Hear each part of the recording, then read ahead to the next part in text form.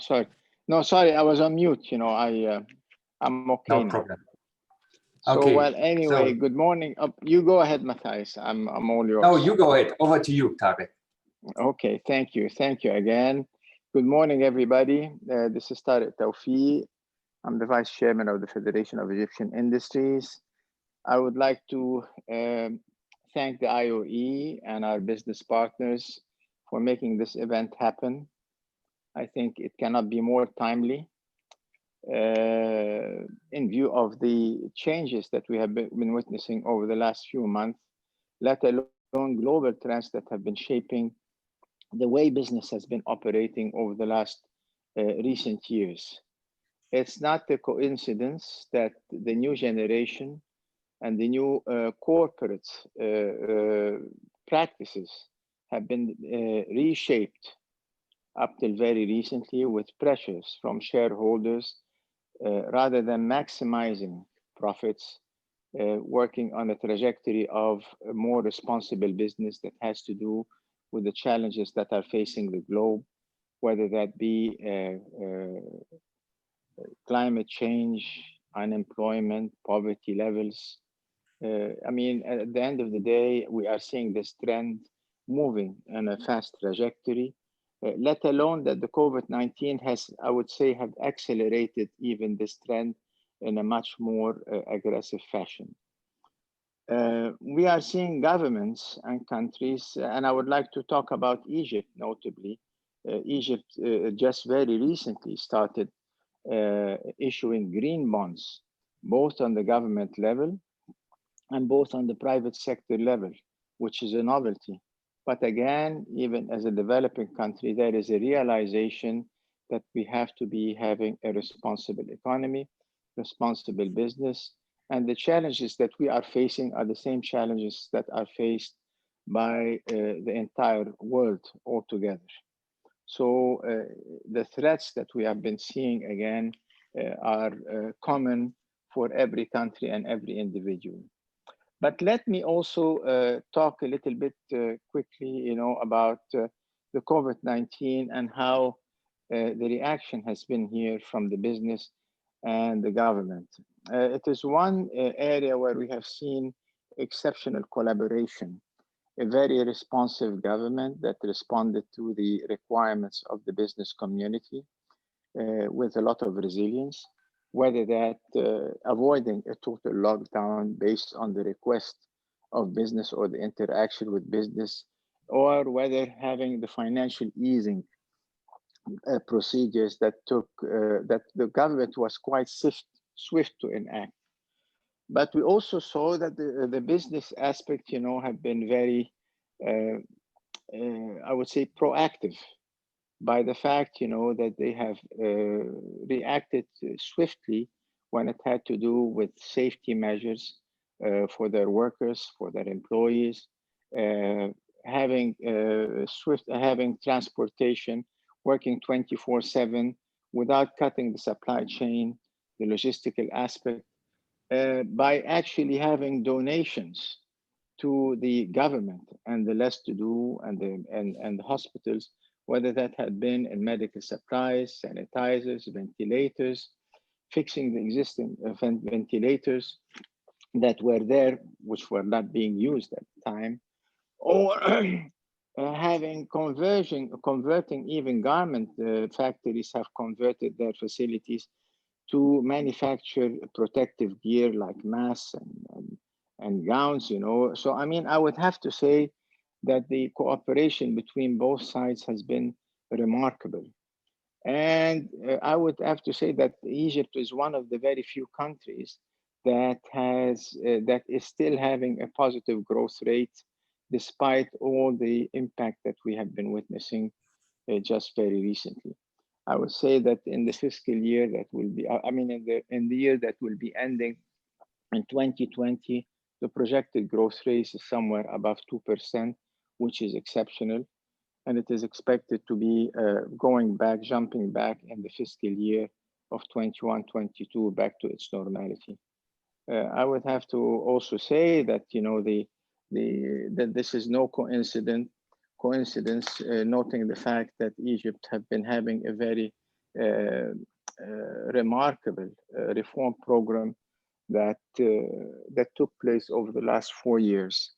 Now that when we talk about responsible business and when we talk about global responsibility, I think that we are going to be moving on a very fast trajectory when it has to do with climate change, whether that be having renewable energies, circular manufacturing, water recycling, desalination, proper transportation. All these contribute very much to lesser pollution, the well-being of the Egyptian community at large. And I believe that in the coming period, we're even going to be seeing much more of that. Notably, when we talk about circular manufacturing, this is an idea. It's not an idea, it's a trajectory of the industry 4.0 that is finally starting to pick up here in Egypt by the business community. I don't want to take too much time, but I would like to say that this webinar is coming on a timely basis. It's very much appreciated. And we really thank you for the support of having this happen. Today, we're going to have several examples of Egyptian companies and share their experiences over the last few months and their contribution to the economy and to the country at large in a proper business model. I will leave it here, Matthias, and thank you very much. And hopefully we're going to get a fruitful discussion as we speak today. Have a good day. Thank you. Thank you, Tarek. Thank you so much. And also welcome to all of you from the side of the IE, the International Organization of Employers. Particularly, I would like to welcome our guest speaker, Lene Wendland from the Office of the High Commissioner for Human Rights, Peter Rowland from the International Labour Organization, and Hanni Rosenbaum from Business at OECD. Perhaps 2 words about the IE, because you might not know it. So we are the global voice of employers. Our members are the National Employers Federation in 150 countries around the world, and we're very proud to have FEI as one of our key members, which is very active at global level. And I really would like to thank El Sayed and Tarek for their great support for the IE and for the employers cause at the international level.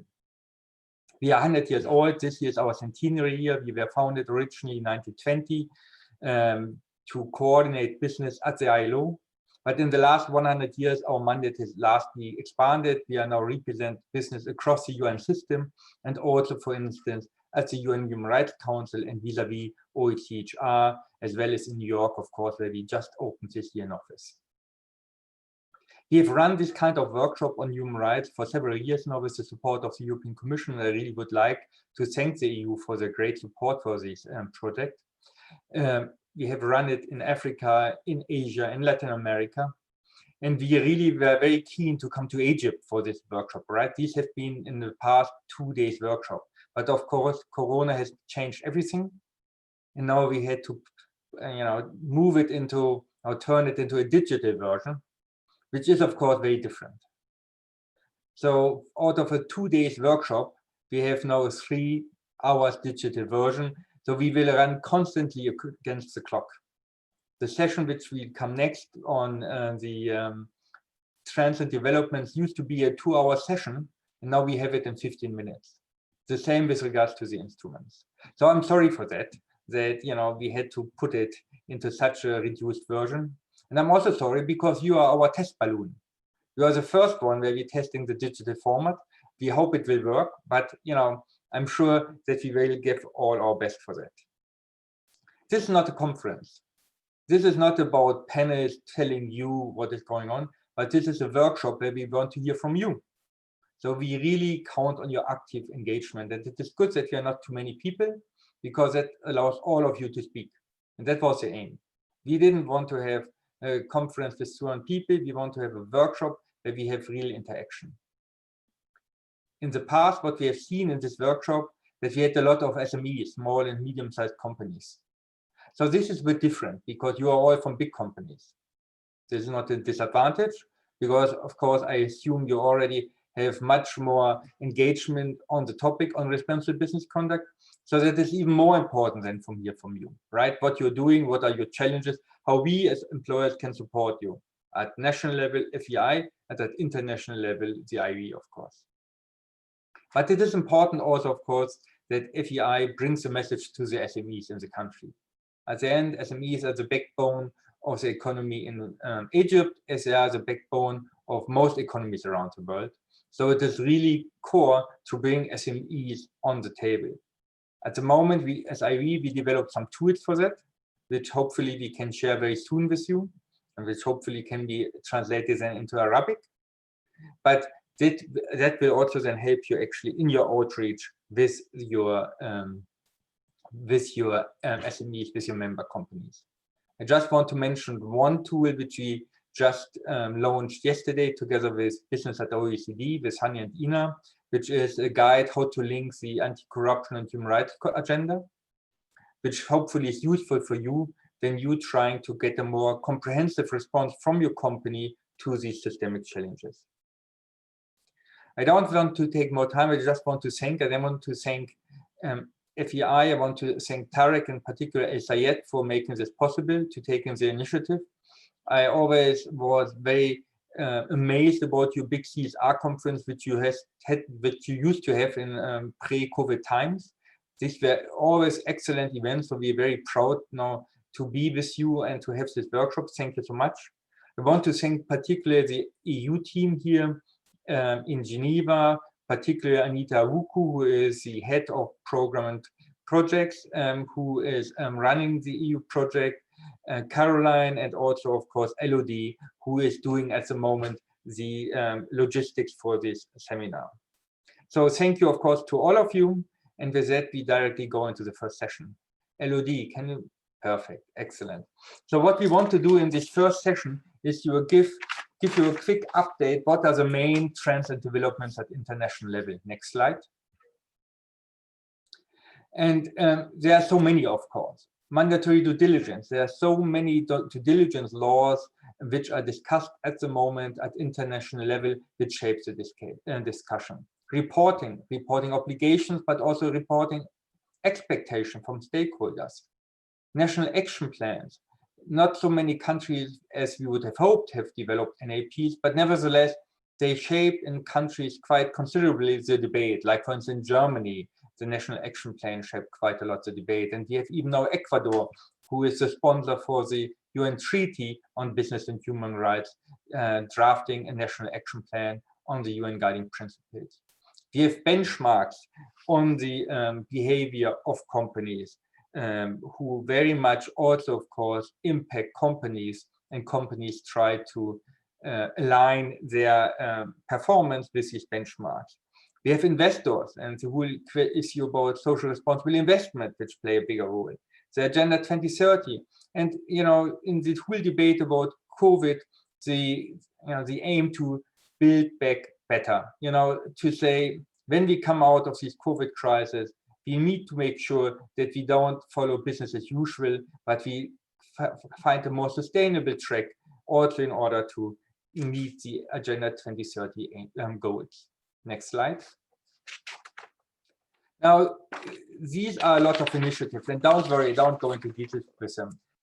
I just want to take you back for 17 years for a moment. In 2004, there was a major European dialogue. Actually, it went from 2002 to 2004, which discussed CSR, what needs to happen to promote CSR, who are the actors, who has which role, which are the responsibilities, and so on and so forth. And in this European CSR forum, there's several hundred actors, no one ever mentioned due diligence. Not trade unions, not churches, not NGOs, no one. This topic was not existing. And this, of course, very much changed. In 2011, the UN Guiding Principle on Business and Human Rights were endorsed, and Lene Wendland, who will present them, was very much involved actually in the drafting of the UN Guiding Principles. And due diligence suddenly became the top topic, the hot topic. And just to show you in how far due diligence has then impacted legislation and other initiatives. 2012, the California Transparency in Supply Chain Act came to light, which is basically a reporting requirement on child labor and supply chains. 2014, the Intergovernmental Working Group on a binding treaty on business human rights were put on track. The same year, the EU adopted the Non-Financial Reporting Directive. A year later, the UK Modern Slavery Act was adopted. 2017, the first corporate human rights benchmark was published. The corporate human rights benchmark is, of course, not a law or not legislation, but due diligence is a core part of this benchmark. The same year, the famous French law on corporate duty of vigilance was adopted. A year later, the Australian Modern Slavery Act came to light. 2019, the Dutch labor due diligence law was adopted. Finland announced in the same year that they will launch a law on mandatory due diligence. At the moment, we have in Germany the discussion on the supply chain law. The question is not whether a law comes, that is clear, but the question is, what are the characteristics of the law? Switzerland will vote next month on a supply chain law. And again, the question is not whether there will be a supply chain law, but the question will be what kind of law. And then, of course, we have at EU level a lot of discussions about the EU due diligence directive. Now, you might say, fine and good, but we are in Egypt, what we have to do with that? It's very easy. Companies who are fall under law will, of course, try to mitigate any kind of risk that they have in the supply chain. And this affects their supply chain. It affects their supply chain on the one hand, that they will ask the supply chain to provide more data, more assurances about that they comply with law, and that they don't violate human rights. And it will also affect that if a company is threatened to be liable for something happened in the supply chain, they will move out. They will say, this is me too risky, I will change the supplier, or I even might change the sourcing countries. So these laws in the US, in Europe, very deeply affect the supply chains around the world. Next slide. So what is due diligence? And Lene will tell you that in a minute. I just want to say, according to the UN Guiding Principles, UNGP 17, it is about identifying and assessing actual or potential adverse impact, to take appropriate action, to track the effectiveness, and then account for how the human rights impact was addressed. That is due diligence. Next slide. However, the expectation has gone far beyond that, right? When NGOs, trade unions, civil society speak about due diligence law, they speak about liability. They want that companies are liable under this law for what happens in the supply chain. And that is again a reason why companies who are under these laws will be extremely careful whatever happens in the supply chain. And it will directly again impact the supplier. They will move out of countries where they cannot be sure that they are liable for something that they, that they even haven't done themselves, or where they are not directly linked to. Next slide. This French due diligence law, and there are so many laws, I just use this one as an example because it is so famous, I must say. First of all, what the law requires companies to establish a due diligence plan, vigilance plans, I'm sorry for that. And these needs to be published, as well as the implementation plan of this due diligence needs to be published. If a company does not do so, it can be ordered by court. And more importantly, it can be liable for whatever happens then in the supply chain. Next slide. So the vigilance law provides twofold judicialization. First, there's a remediation process through civil liability, and that has not yet triggered. However, there's also the enforcement mechanism to ensure compliance, and there we have seen several court cases, and I only brought you here four for an example. Two, for instance, were against Total. The first one was that 14 French authorities and 5 NGOs thought that Total did not address climate change in their due diligence plans sufficiently. Then there was also an issue in Uganda where 2 French NGOs believed, together with 4 Ugandan NGOs, that the risks in the due diligence plans in Uganda were not properly addressed. There was a case brought by NGOs in Global Union with regards to the company Teleperformance and their foreign affiliate facilities, and there it was about freedom of association. And then there was a case against EDF with regards to a wind farm project in Mexico. So these are not toothless tigers, but you can see that there are already, although the law is relatively new, court cases going on. Next slide. You all know probably about the UN draft treaty on business and human rights. As said, in 2014, the UN Human Rights Council adopted a resolution from Ecuador, which established an intergovernmental working group on business and human rights, which has this task to develop this treaty. We are negotiating here in Geneva actually next week the second revised version, which is in fact the third version, because we start with the 0 version. So it's the third version of the treaty. And the third version is still very, very problematic. Again, it creates a liability for the entire supply chain. It creates a liability not only for legal persons, but also for natural persons, which means that you are a human rights manager in the company, trying to do your best actually to prevent and mitigate any human rights impact in your supply chain, are personally liable for whatever happens in the supply chain. So somewhere down on the farm level, something happens, you as a manager can be held responsible and accountable for that. There is no safe harbor clause, so there is no clause which basically says, you know, if you do due diligence, then you're fine. There's nothing like that. There's vast extraterritorial jurisdiction, and most astonishing, the victim is selecting the applicable law. So the victim says which law should actually be applicable in the case. Egypt is supporting the UN draft treaty, and you might want to engage with the government to take a better look on these critical issues. Next slide. Benchmarks influence, as I've said, heavily the RBC behavior of companies.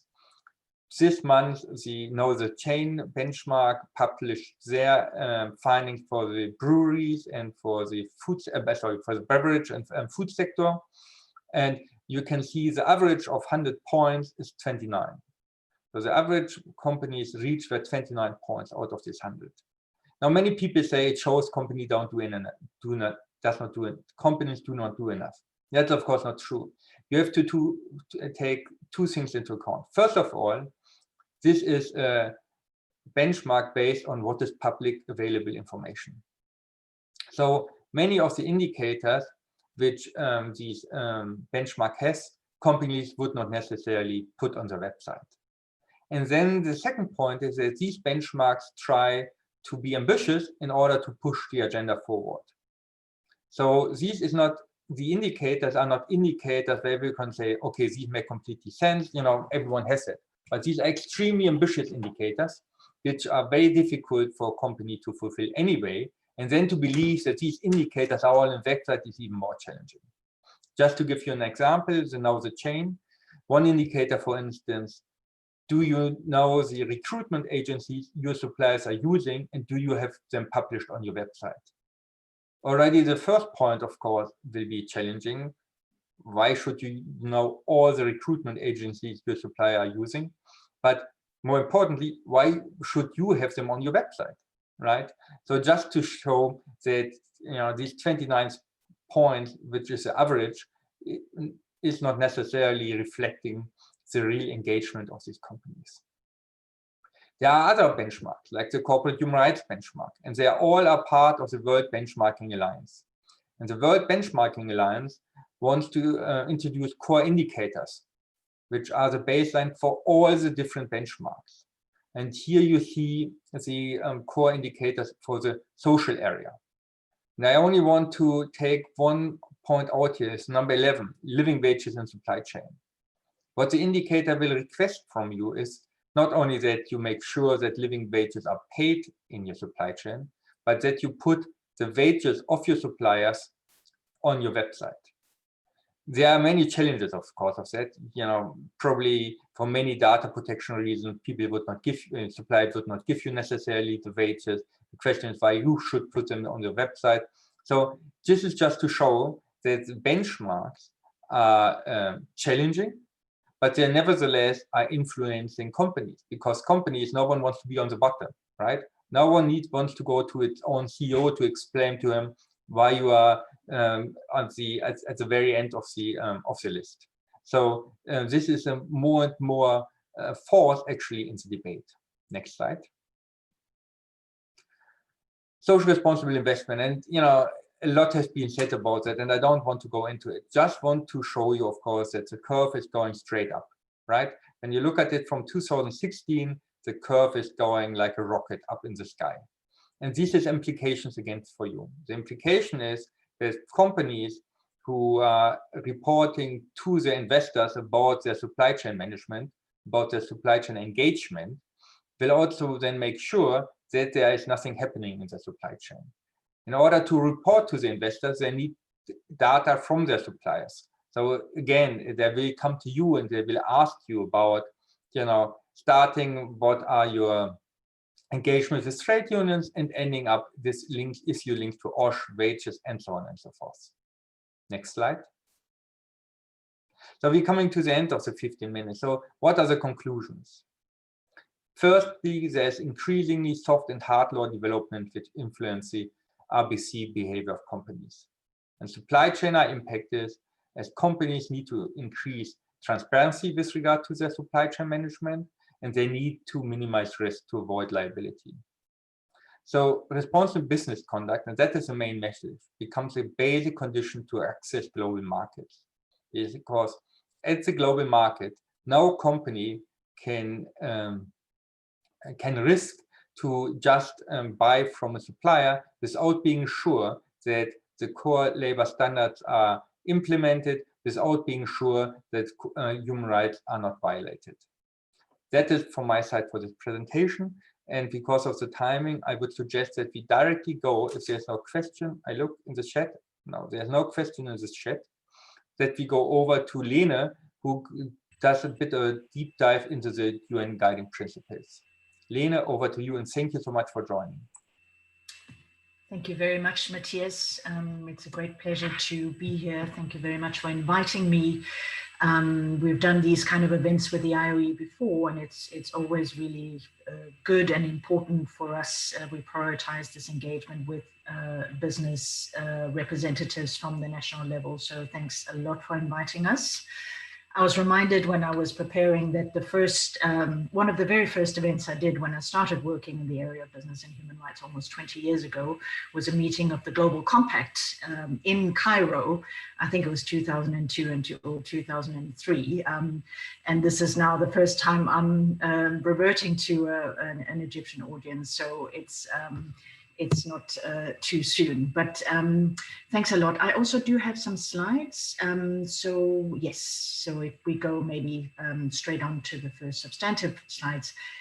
When I do this type of presentation, I like to always go back just to remind us what it is we're talking about when we're talking business and human rights. And again, that goes for business, it goes for any other audience. I think just reminding ourselves what human rights are, because I think that is sort of when we understand that and appreciate and remind ourselves what it is that is at stake, I think we come to the issues and the challenges in implementing what we're going to talk about from the perspective of the imperative really behind it. Sorry, I now have can you still hear me? Hello, you yes, can hear me. Yeah. Yes. So the simple idea behind human rights is that everyone should be treated with dignity. And I think in these COVID times, rising inequalities, the misery that millions and millions of people around the world are facing, and the lack of dignity that, or the dignity loss and the risk to dignity of so many individuals, from certainly and particularly the most vulnerable, including in global supply chains, really brings this notion of dignity, I think, very present in mind. The right also of everybody to be treated without discrimination, that human rights are inherent to all people, not just to some people. Those are really the core values that inform the international human rights framework, the standards, the values, the norms that we are promoting in the conversation today. And human rights are enshrined in international treaties and are binding on states. That was how the international human rights framework was developed after the Second World War, 1948. We had, if we go on to the next slide, the Universal Declaration of Human Rights that was adopted in the aftermath of the Second World War and its atrocities, but have since been reaffirmed by all nations in the world on several occasions in decades following 1948. So this really is a universal standard informed by this notion, as we have in this poster we did as an office on the 70th anniversary of the Universal Declaration a couple of years ago, that all human beings are born free and equal in dignity and rights. So that is really what we are talking about. Next slide, please.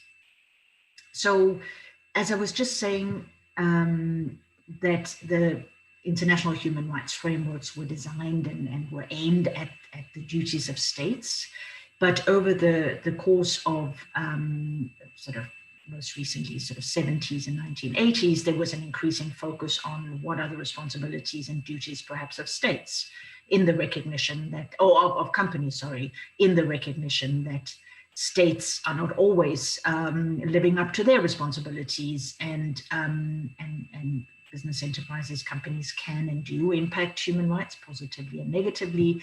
So there was this campaign from civil society that was increasingly focusing the attention on what duties, if any, should companies have when it comes to human rights, seeing that that the traditional human rights frameworks and the UDHR, the Universal Declaration, was directed and responded to state action. So to make a long story short, the UN Human Rights Commission, as it was then, now the UN Human Rights Council, decided that this was an issue that actually needed some consideration, that perhaps there was a gap. There was perhaps the international human rights framework was no longer fit for purpose in an increasingly globalized world where financial transactions, outsourcing of supply chains, etc. So Professor John Ruggie, who was a professor at Harvard, was appointed by the UN to be the special representative of the Secretary General to try to sort out how to fill this perceived gap in the international human rights framework. And after 6 years of work, which involved very extensive consultation also with business enterprises, he presented to the UN Human Rights Council what has now become known as the UN Guiding Principles on Business and Human Rights, which is what we are, which is the focus of this presentation. The guiding principles is structured on 3 pillars: the protect, respect, and remedy framework. And I think we can move on to the next slide. Oh no, actually go back to the, that's okay. And the respect, I've highlighted and bolded the respect dimension, which is the one that most directly speak to what are the responsibilities of business enterprises with regard to human rights. I'll get into a little bit more detail later, but maybe now we go to the next slide again. So just reminding ourselves why should companies respect human rights? I mean, I'm sure that you will all say, well, because this is what we do, it's the right thing to do. And that is indeed a very important reason. But there are others. And I mean, Matthias have been going through in his presentation some of the legal risks that are involved with not respecting human rights. But on the more, so human rights risks can lead to risks for business, operational risks, legal risks, financial risks. Matthias talked about the ESG investment. There is an increasing trend towards access to capital being dependent on how you manage your human rights risks. There are multiple evidence how human rights situations that are not well managed can lead to operational disruptions and costing money for the company. And then, of course, the whole host and increasing span of legal web that Matthias was outlining, meaning that provides, in a sense, the more sort of, if you're talking about carrot and sticks, the more stick end of why this is something that that companies should do.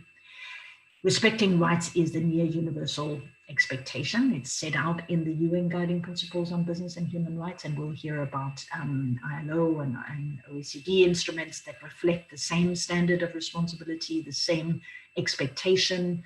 These are all instruments that have been supported in the case of the UN Guiding Principles by all member states of the United Nations Human Rights Council. This is what a number of many companies as well as stakeholders expect. It's beyond doing no harm. By respecting human rights, companies, there is increasing evidence that it is through respecting human rights in their global supply chains that companies can most effectively maximize the positive impact they have on society. Respecting human rights, respecting the rights of workers in your supply chain, considering gender equality, all of the issues that are human rights issues, also the sustainable development goals, etc., having a systematic approach to managing human rights risks is in fact the most effective way to maximize the positive contribution. I think we can go on to the next slide. So here are the three pillars of the UN Guiding Principles.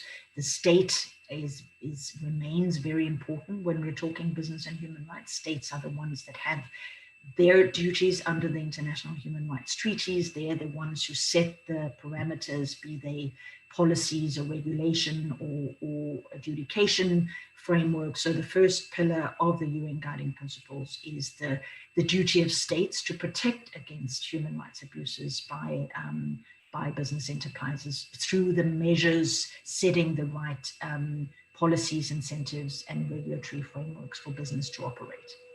And indeed, for many business, of course, will say that they can most effectively respect human rights if there are the right legal and policy incentives to do so, as well as the right regulatory and adjudicated measures in place to ensure that there is a level playing field, that those who are not living up to their responsibilities don't get advantages in the marketplace for doing the wrong thing.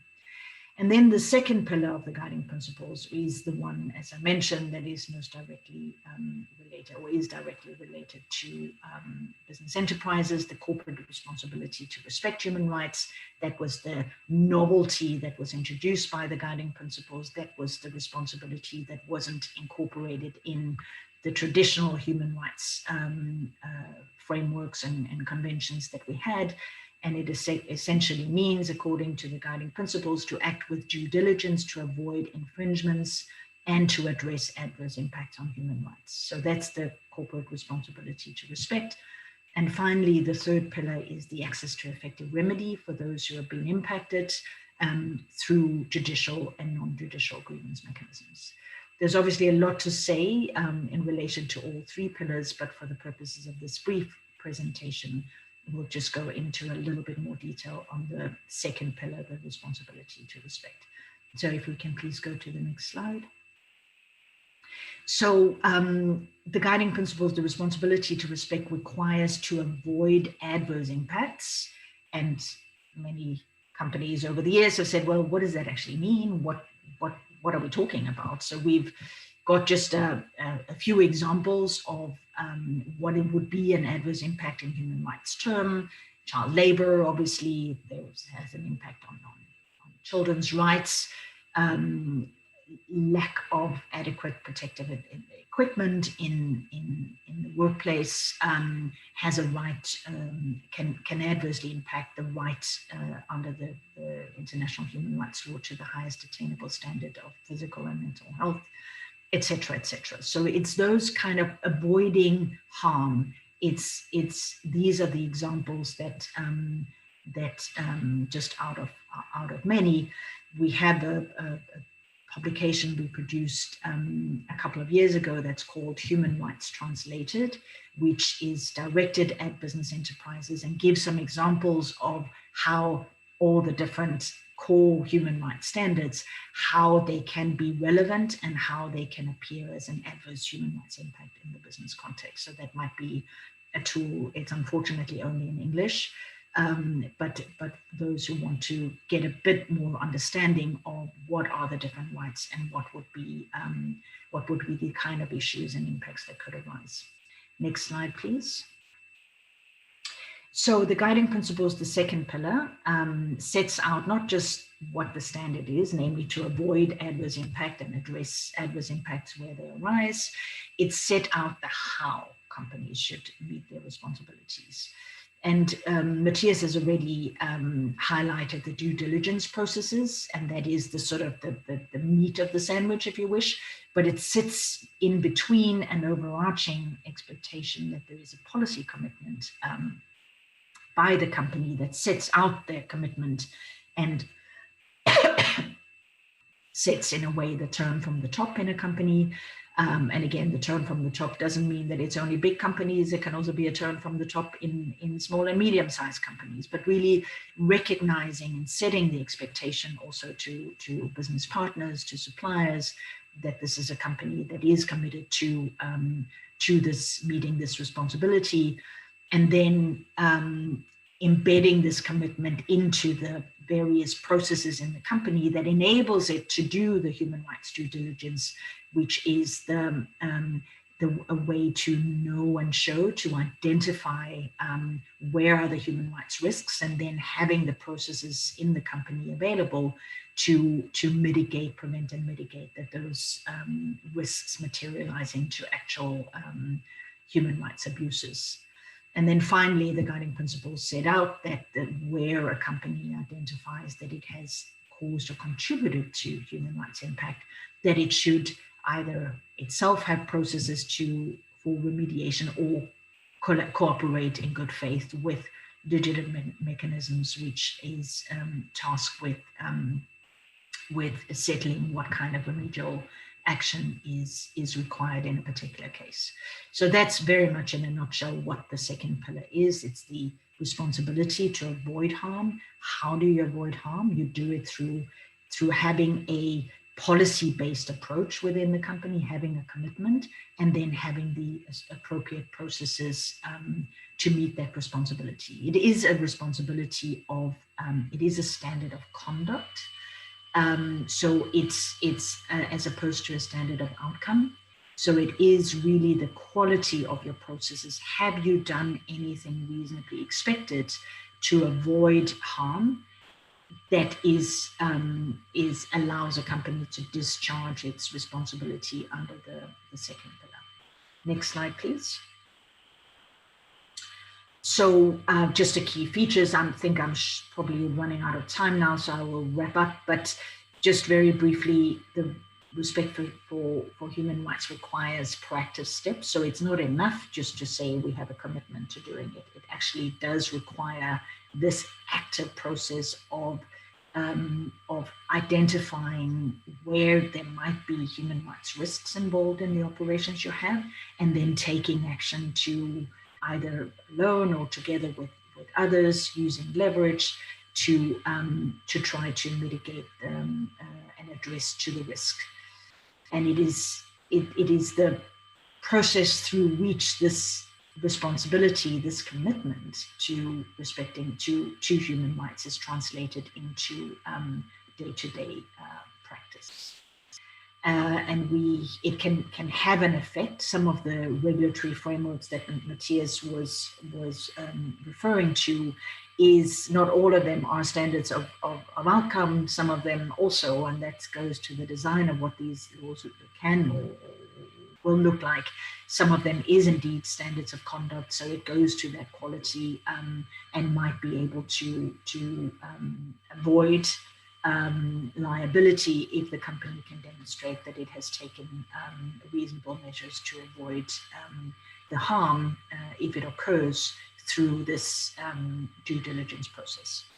And then, of course, there is also the reputational risks, which for some companies at least can be a very important factor in avoiding, damage to the company. Human rights due diligence is focused on the risk to people, but of course, from as already mentioned, if you get on the wrong side of this, if you don't effectively manage, there can be quite significant, for some companies, quite significant reputational risks, and the company can lose its social license to operate in the communities where they are. Next slide. So just very briefly about the UN Human Rights Office. So we are the UN's, we have the mandate to promote the UN guiding principles, to work with all stakeholders, including companies, to promote the implementation. We develop tools and guidance documents and work with others, including the UN Global Compact, and producing tools like the Human Rights Translated publication that I referred to help, because this standard is not enough that it's in Geneva. It really does need to be in the daily lives of people like yourselves. So so please feel free to reach out either through the IOE in Geneva, through Matthias, who we work with closely, or directly to us if you have questions, or if you want direction towards tools or guidance that is targeted more specifically at your context. So I think I will leave it at that, but happy to answer questions. Thank you so much, Lena, and also thank you for this nice photo of the High Commissioner's office. You see the Palais Wilson downstairs here, and I must say it is by far the nicest office within Geneva which the High Commissioner has. Any questions to Lena? I don't see anything in the chat, but please, this is a workshop, not a conference. Okay, you can think about it, and then we go directly to Gita to give us an update on an introduction, not an update, an introduction into the ILO M&E declaration and the ILO help desk for multinational companies. Gita, over to you. And if you have any questions, please directly put them in the chat. Any comments, also suggestions, please use the chat function. Gita, over to you. Yes, thank you very much, Matthias, and good morning to you all. For me, it's a pleasure to also participate in this workshop organized by FEI and by the IOE. I had the pleasure in the past of working with FEI as Sayed and Tariq, more precisely participating in the CSR conferences that were organized in Cairo, and we did a few workshops together. So for me, it's a real pleasure to engage with you again on this really important topic of responsible business and sustainable enterprises, as the term is that we use in the ILO. I will focus my presentation, yes, on the M&E declaration, which of course is the ILO instrument on responsible business. But I also want to go more deeper into the specific support that also ILO gives to enterprises in actually going towards becoming responsible and sustainable enterprises. I also have a presentation, so Elodie, if you could please, yes. So I will be focusing more precisely on responsible business and what this means, of course, in the context of decent work and inclusive economic growth, and how the ILO instrument plays an important role in providing guidance to governments, employers, workers, and of course also directly to enterprises. So my first slide is a little bit on, responsible business conduct, recent developments at the international level. Of course, Matthias and Tariq already highlighted a number of the challenges and opportunities, and I've just put a number of them here in this slide. A number of them have actually not been mentioned previously in terms of the challenges. And one of the challenges that we've really identified within the ILO when talking about responsible business and global supply chains and all of that is really the whole challenge around the informal economy and how we know that I would say most of the decent work challenges actually are in the informal economy. And so this is a major challenge for countries where a huge percentage of the economy is actually dealing in an informal way. And this, of course, can be in relation to informal enterprises, enterprises that are not formally registered and so on, but it can also be in relation to informal workers who actually are working in a formal enterprise, but actually are not formally registered and do not fall under the normal legislation and so on. The other really important challenge is in relation to vulnerable groups. And of course, the vulnerable groups very much are indeed young people, children, women, disabled people. So these are a number of challenges in relation to their working conditions when they are actually either working, most of them also often in the informal economy, but there is a whole challenge around it. And then, of course, the impact of COVID-19 on foreign direct investment. And I think for a country like Egypt, it is an important challenge, specifically in a number of sectors where, of course, multinational enterprises also come in this sector and provide opportunities for employment creation and sharing of good practices when it comes to working conditions.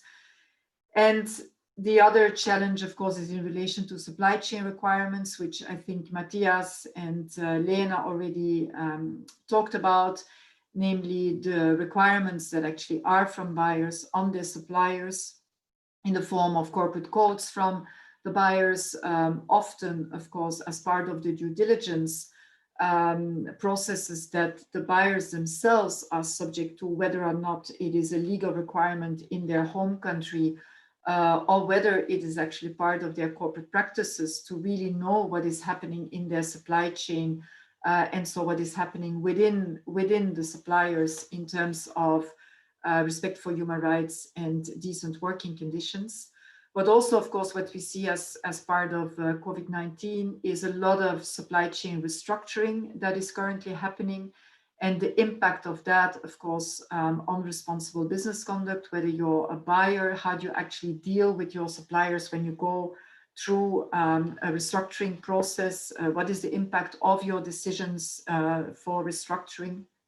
So these are a number of elements, I think, that have not been highlighted before. And of course, when it comes to the opportunities, and this is something that Matthias has already mentioned before, is of course the response to COVID-19 and the whole building back better and the central role that enterprises can play there. This is what in the ILO, of course, we call the promotion of sustainable enterprises, enterprises that are economically viable, socially responsible, and environmentally friendly. So how do you build in these three components within the enterprises, their operations in the country, but also in relation to their engagement with their other businesses, whether as suppliers or themselves being as buyers. And in a way, how does all of this better contribute to the sustainable development goals, which is the broader whole sustainability agenda, of course, that all countries have signed up to in achieving by 2030. So this is just setting the scene when it comes to really responsible business conduct and the whole decent work agenda within this agenda of responsible business conduct. And so where does the ILO M&E declaration fits in there? So can I have the next slide, please? So the ILO M&E declaration, so it's a declaration on multinational enterprises and social policy, and you should not be in a way, it still talks about multinational enterprises, but it's clearly that it actually addresses all enterprises. And yes, Elodie, if you can keep pushing, because I think there is a bit of a, yes. So it really reflects the international consensus of governments, employers, and workers on the business contribution to socio-economic development and decent work, and thus it fits really well within this concept of sustainable enterprises. It's the only ILO declaration that has tripartite in the title, and maybe Matthias can explain a little bit more, but of course, in the ILO as a tripartite organization, all of the policy documents, including declarations, are of course developed and adopted in a tripartite way, meaning that they're not only developed by governments, but of course they are really developed in a tripartite way through the employers and workers' representatives. And as such, of course, IOB plays an important role, but also all of the national employers organizations in developing, negotiating and developing and adopting these declarations. So as I said, it really reflects this international consensus of governments, employers and workers on the business contribution to social economic development and decent work. The aim of this declaration is to achieve the positive contribution of business to social economic development and decent work, and mitigate and resolve possible negative impacts of business operations. It clearly addresses the different but complementary roles of governments, social partners, and enterprises in achieving this goal. And it very much focuses on the labor-related human rights. So everything that is related directly to operations of enterprises in their sphere of dealing with workers in their operations, be their fully owned operations or being it along supply chains and their engagement with business partners. And it focuses on, as I said, inclusive economic growth and the 2030 agenda on sustainable development. Now, going a bit deeper into this declaration. So next slide, please. So as I said, its approach is really, it's in the form of recommendations in the same way as it is on the guiding principles or the OECD M&E guidelines. I mean, they're all guidelines, so it's very much in the form, of course, of recommendations addressed to governments, enterprises, and to the social partners. So it takes a similar approach. It's not only addressing enterprises, but also governments, because of course, governments need to put in place this enabling environment. And to put in place the enabling environment, of course, social partners play a very important role through social dialogue mechanisms at the national level. And that is really the approach that is taken in the M&E declaration, is to stimulate dialogue at all levels between government and social partners, to put in place this enabling environment for sustainable enterprises, within the enterprises between management and the workers, which is everything, of course, in relation to industrial relations, between governments, social partners, and foreign companies that come into the country and that may or may not be a member of a national employers organization. And that, of course, then we call tripartite plus dialogues. And then between the home and the host countries of multinational enterprises, which is cross-border social dialogue, and which we see actively happening, for example, in the context of trade agreements. And I will come back to that issue a bit further in my presentation. So this is really about the approach, recommendations addressed to different players on achieving, I would say, sustainable enterprises and business respect for human rights in business operations, and very much focusing on the importance of dialogue at all these different levels. So then it's focusing on 5 different areas. If I can have the next slide, Elodie.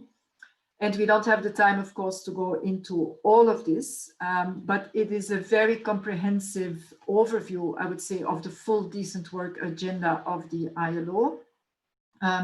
In the general policies area, it focuses, of course, on the contribution of governments and enterprises to the fundamental principles and rights at work. And already a lot of examples have been given on, for example, child labor, forced labor, non-discrimination, but of course, everything also in relation to freedom of association and collective bargaining. Since the 2017 update of the M&E declaration, it also includes conducting due diligence in the general policy area. and consultations between home and host country governments on behavior of, and then that is of course specifically in relation to multinational enterprises, to the behavior of multinational enterprises. And then you have the other chapters on employment, where that also has an important set of recommendations in the area of social security, on formalization of informal enterprises, on security of employment, which of course is very important in the current context of major impacts of unemployment, precisely through, for example, restructuring of supply chains. It has a chapter on training, a chapter on conditions of work and life that focuses on wages and on occupational safety and health, also two topics that already came out, for example, where Matthias was focusing on the benchmarking, on the social dimension of the benchmarking and reporting regarding wages, living wages, which of course is something that also is an important component of collective bargaining agreements, occupational safety and health, which is obviously very high on the agenda in the current pandemic, and then a really very comprehensive chapter on industrial relations, freedom of association, the right to organize, collective bargaining, consultations, but also in the context of access to remedy, examination of grievances, and of course, settlement of industrial disputes. So I would say the M&E declaration is organized rather by topic, and then every time within that topic, highlighting the responsibilities of governments and the responsibility of enterprises. So it takes a bit of a different approach from the guiding principles, where you have the chapters organized by the responsibility of the actor. Here it is actually organized by the content of the business contribution, and then every time what the government should be doing and what the enterprises should be doing. So can I have the next slide, please? So they are, all of the recommendations in the M&E declaration are derived from ILO standards. So ILO declarations, international labor conventions and recommendations, codes of practice, guidelines, and other guidances that have been adopted by the ILO in a tripartite way. And all of these standards are listed in the Annex 1 of the M&E declaration. And then I would say another component is, of course, in relation to the 2017 update of the M&E declaration. It is also very much consistent with the protect, respect, and remedy approach on business and human rights that Lena already highlighted. When you look at the duty of the state to protect, in the M&E declaration, it talks about the responsibility of the government to put in place laws and policies, measures and action, including in the fields of labor administration and public labor inspection, as well as the promotion of good practices among companies operating in their territory, but also in relation to companies that have their headquarters in their territory. It talks about the corporate responsibility, and of course, by putting in place the right policies and practices, including due diligence. And in relation to access to remedy, as I said previously, the whole chapter on industrial relations is very important, as well as the examination of grievances and settlement of industrial disputes. Now going into, and I'm very much aware of timing, so just going into the operations, what it is that we are actually doing with the M&E declaration and providing support to enterprises. Elodie, can I have the next slide? There is a whole Annex 2 on operational tools. I'm not going to go into detail in all of them, but I do want to focus on a number of them that are specifically relevant for enterprises. So can I have the next slide, please? So the first one is indeed, and this was already mentioned by Matthias, is the ILO Help Desk for Business. It is really an instrument that was set up, or service that was set up by the ILO governing body to provide support to enterprises, but not only to enterprises, also to governments, but specifically to enterprises that seek information on the application of the principles of international labor standards and the M&E declaration in company operations. It is actually comprised of two different elements. At the one hand, it is a free and confidential expert advice service for individual questions. And so we receive a lot of questions from companies that either want to develop their own corporate policies in relation to, let's say, child labor, and that want to align these policies as closely as possible with international labor standard in this respect. Or it can be in relation to their due diligence, that they have been conducting in their operations, and they have come across child labor, for example, in their supplier. And the question is how to actually then engage with their supplier on, first of all, how to help the supplier in further identifying child labor, but then not only just identify, to actually do something about it. And these are the kind of individual questions that we receive from companies, and on which we provide, as I said, it's a confidential service, a free service. So we provide free and confidential advice to the company. Then in addition, we have a dedicated website by topic with a whole set of questions and answers that we have developed over the 10 years that this service now exists. But not only Q&As, but also a lot of tools and resources for enterprises, training opportunities, engagement through the ILO business platforms that we have. And all of this is really to help companies put the principles of the M&E Declaration into practice. Next slide, please. This is really about the training opportunities, and I just would like to highlight, we have a number of e-learning trainings that are available, and I've every time put the hyperlinks, so afterwards we can share this presentation. But in relation to the courses, we've actually started this week, is a course on international labor standards, corporate social responsibility, the labor dimension of human rights due diligence. This is a course we currently have ongoing in Turin. Then we have a course on labor standards in global supply chains. It's an ILO training module for SMEs, specifically for SMEs, to learn more about labor standards in global supply chains.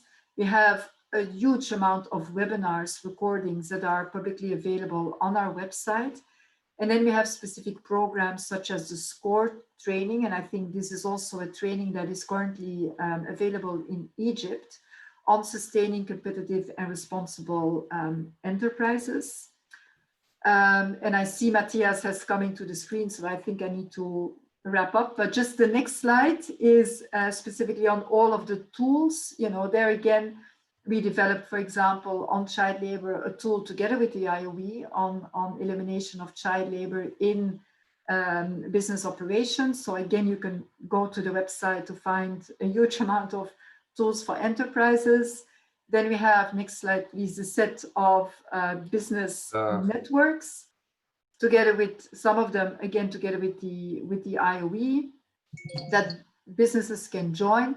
And maybe just the last slide is on the country level support, that of course the ILO has many programs that are operational at the country level to provide precisely the support at the country level. And I've listed a number of them: responsible supply chains in Asia, responsible business conduct in the Americas, more and better jobs through socially responsible labor practices, trade for decent work, which is actually a big project that we now have funded by DG Trade from the European Commission, precisely because an increasing number of trade agreements have now trade for sustainable and sustainable development chapters in trade agreements.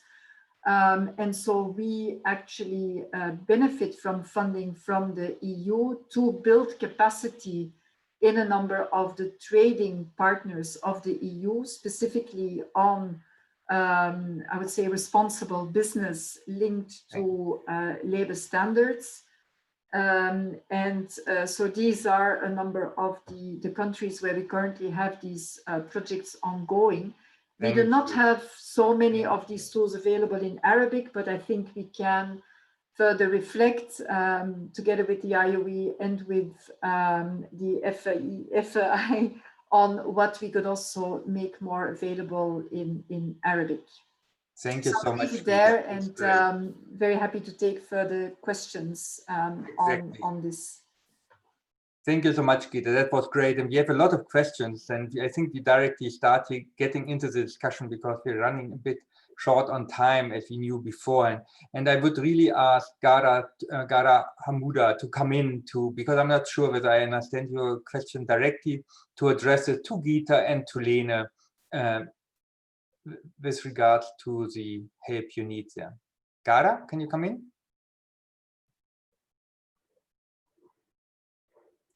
Gara Hamadou?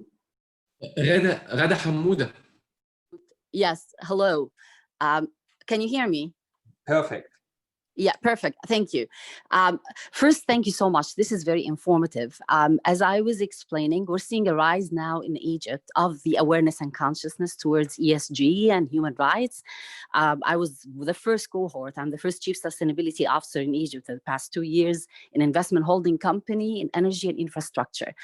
One of the things I would like to see is, do we have ways to train and prepare these agents of change within companies to actually have all access to all of these tools and resources UNBHR, ILO have?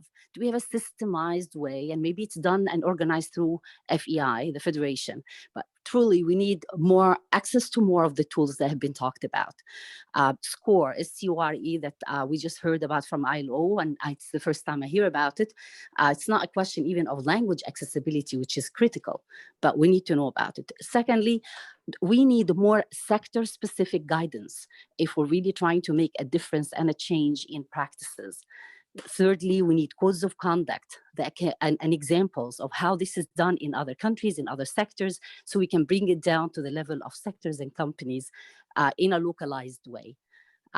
We are one of the co-founders of the UN Global Compact local chapter, but we're still at an early stage. And I think somehow interacting with all of you would love to, moving forward, find ways where we can engage more with the FEI and with you to set standards for our companies.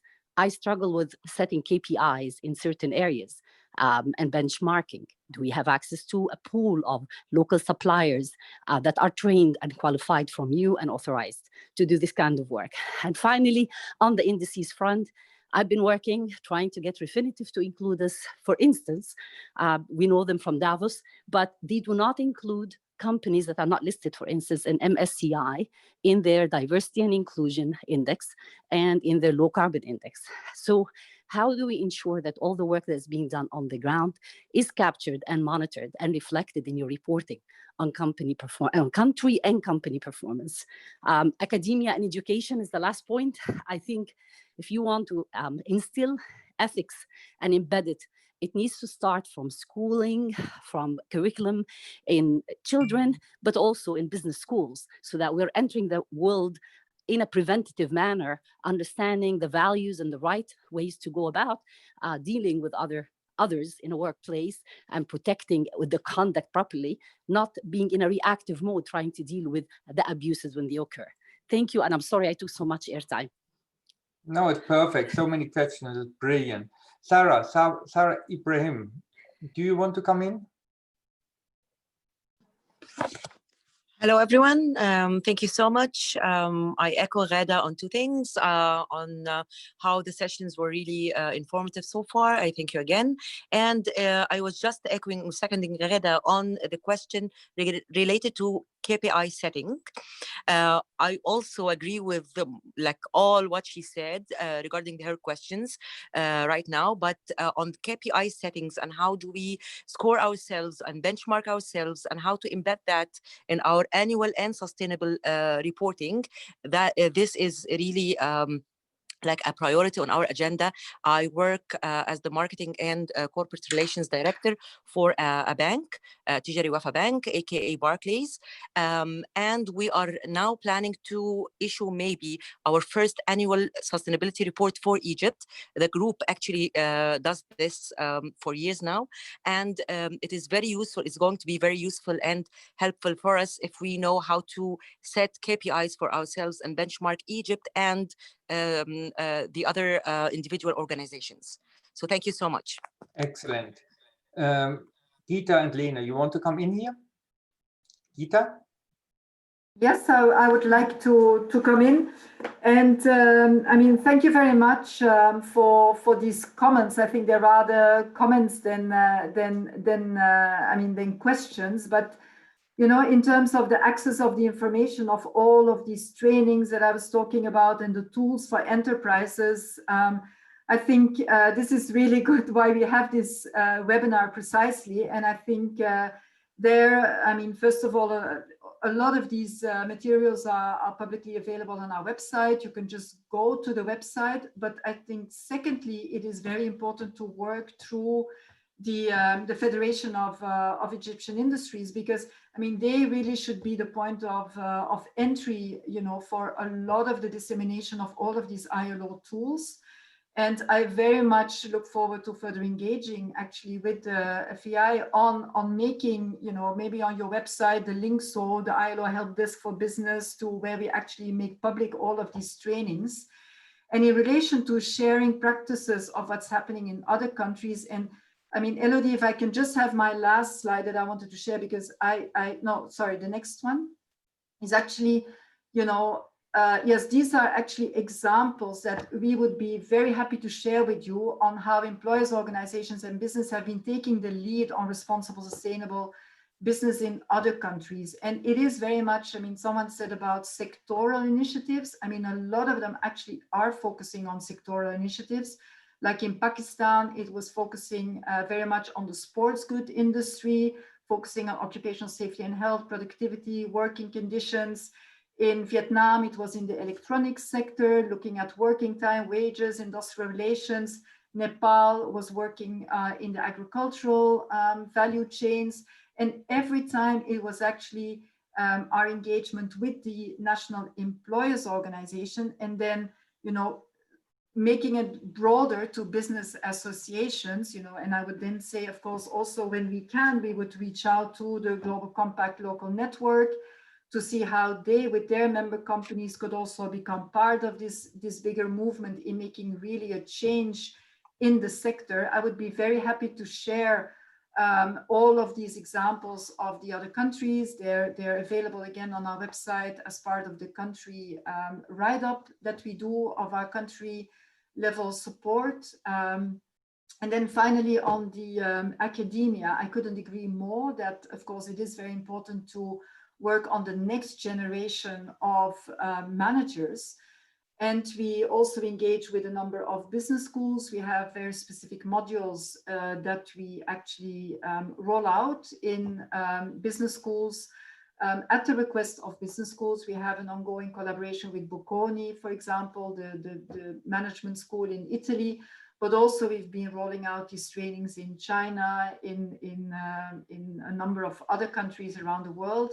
So we would be very happy to also engage with Egypt to see in business schools in Egypt how we could roll out these trainings we have for the future generation of managers. Thank you, thank you, Gita. Great. And Lena, there's a direct question to you: how companies in developing countries can do diligence when they have so many economic and social challenges? Yes, sorry, I just want to pick up on where Gita left. First, there is a network, international global network of business schools that are collaborating around getting business and human rights into the curriculum. And it's coordinated actually from the University of Geneva that has a Center for Business and Human Rights, and they meet annually and have a lot of activities. They meet in November. So I'm very happy to, through Matthias, make an introduction to the coordinators of this academic network of business schools. And if memory serves me, there is, I think, the Cairo University that is that has a representative in this network. So I think that there is a lot, and I totally agree with the need for that. Human rights have, of course, traditionally been taught also in law schools, but I think increasingly there are this very important conversations moving into the business school curriculum. So I'm all for that. Just on a number of the points that were made, and I'll get to the point specifically around the lack of, or the sort of the limited capacity that may be. I think the training is very important, and I take the point that we, going through representative organizations, I think is the best from us. We're a small agency, much smaller than the ILO even. But we have tried over the last few years. We're doing what we call peer learning workshops, where we go in country and work with national companies that are operating in a country. And we often have organized these peer learning workshops actually with the Global Compact Local Network, but also with the participation of employers' organizations. And because I think what the format of these workshops is to spend 2 days where everyone is sitting with peers, trying to flesh out a little bit what does this mean for them in practice. We've had some that has been sector specific, others have been country specific. Some of these peer learning have been issue specific. So we were in Southern Africa where we were doing a peer learning workshop on security for the extractive sector. We were in Kenya where we had a broad, just a general introduction for companies operating in Kenya. So I think that there is, we certainly would be very interested in supporting an activity of that nature. But as Gita was saying as well, there are, and we can sort of tools and guidance, not just from us, but from a number of organizations that are promoting, developing tools and training. There's also, going down to the sectoral level, a number of business associations, sector associations that are developing tools and guidance on due diligence for their for companies in their sector. And again, I'm happy to liaise with Matthias with sort of some of the key ones that I would recommend that you check out.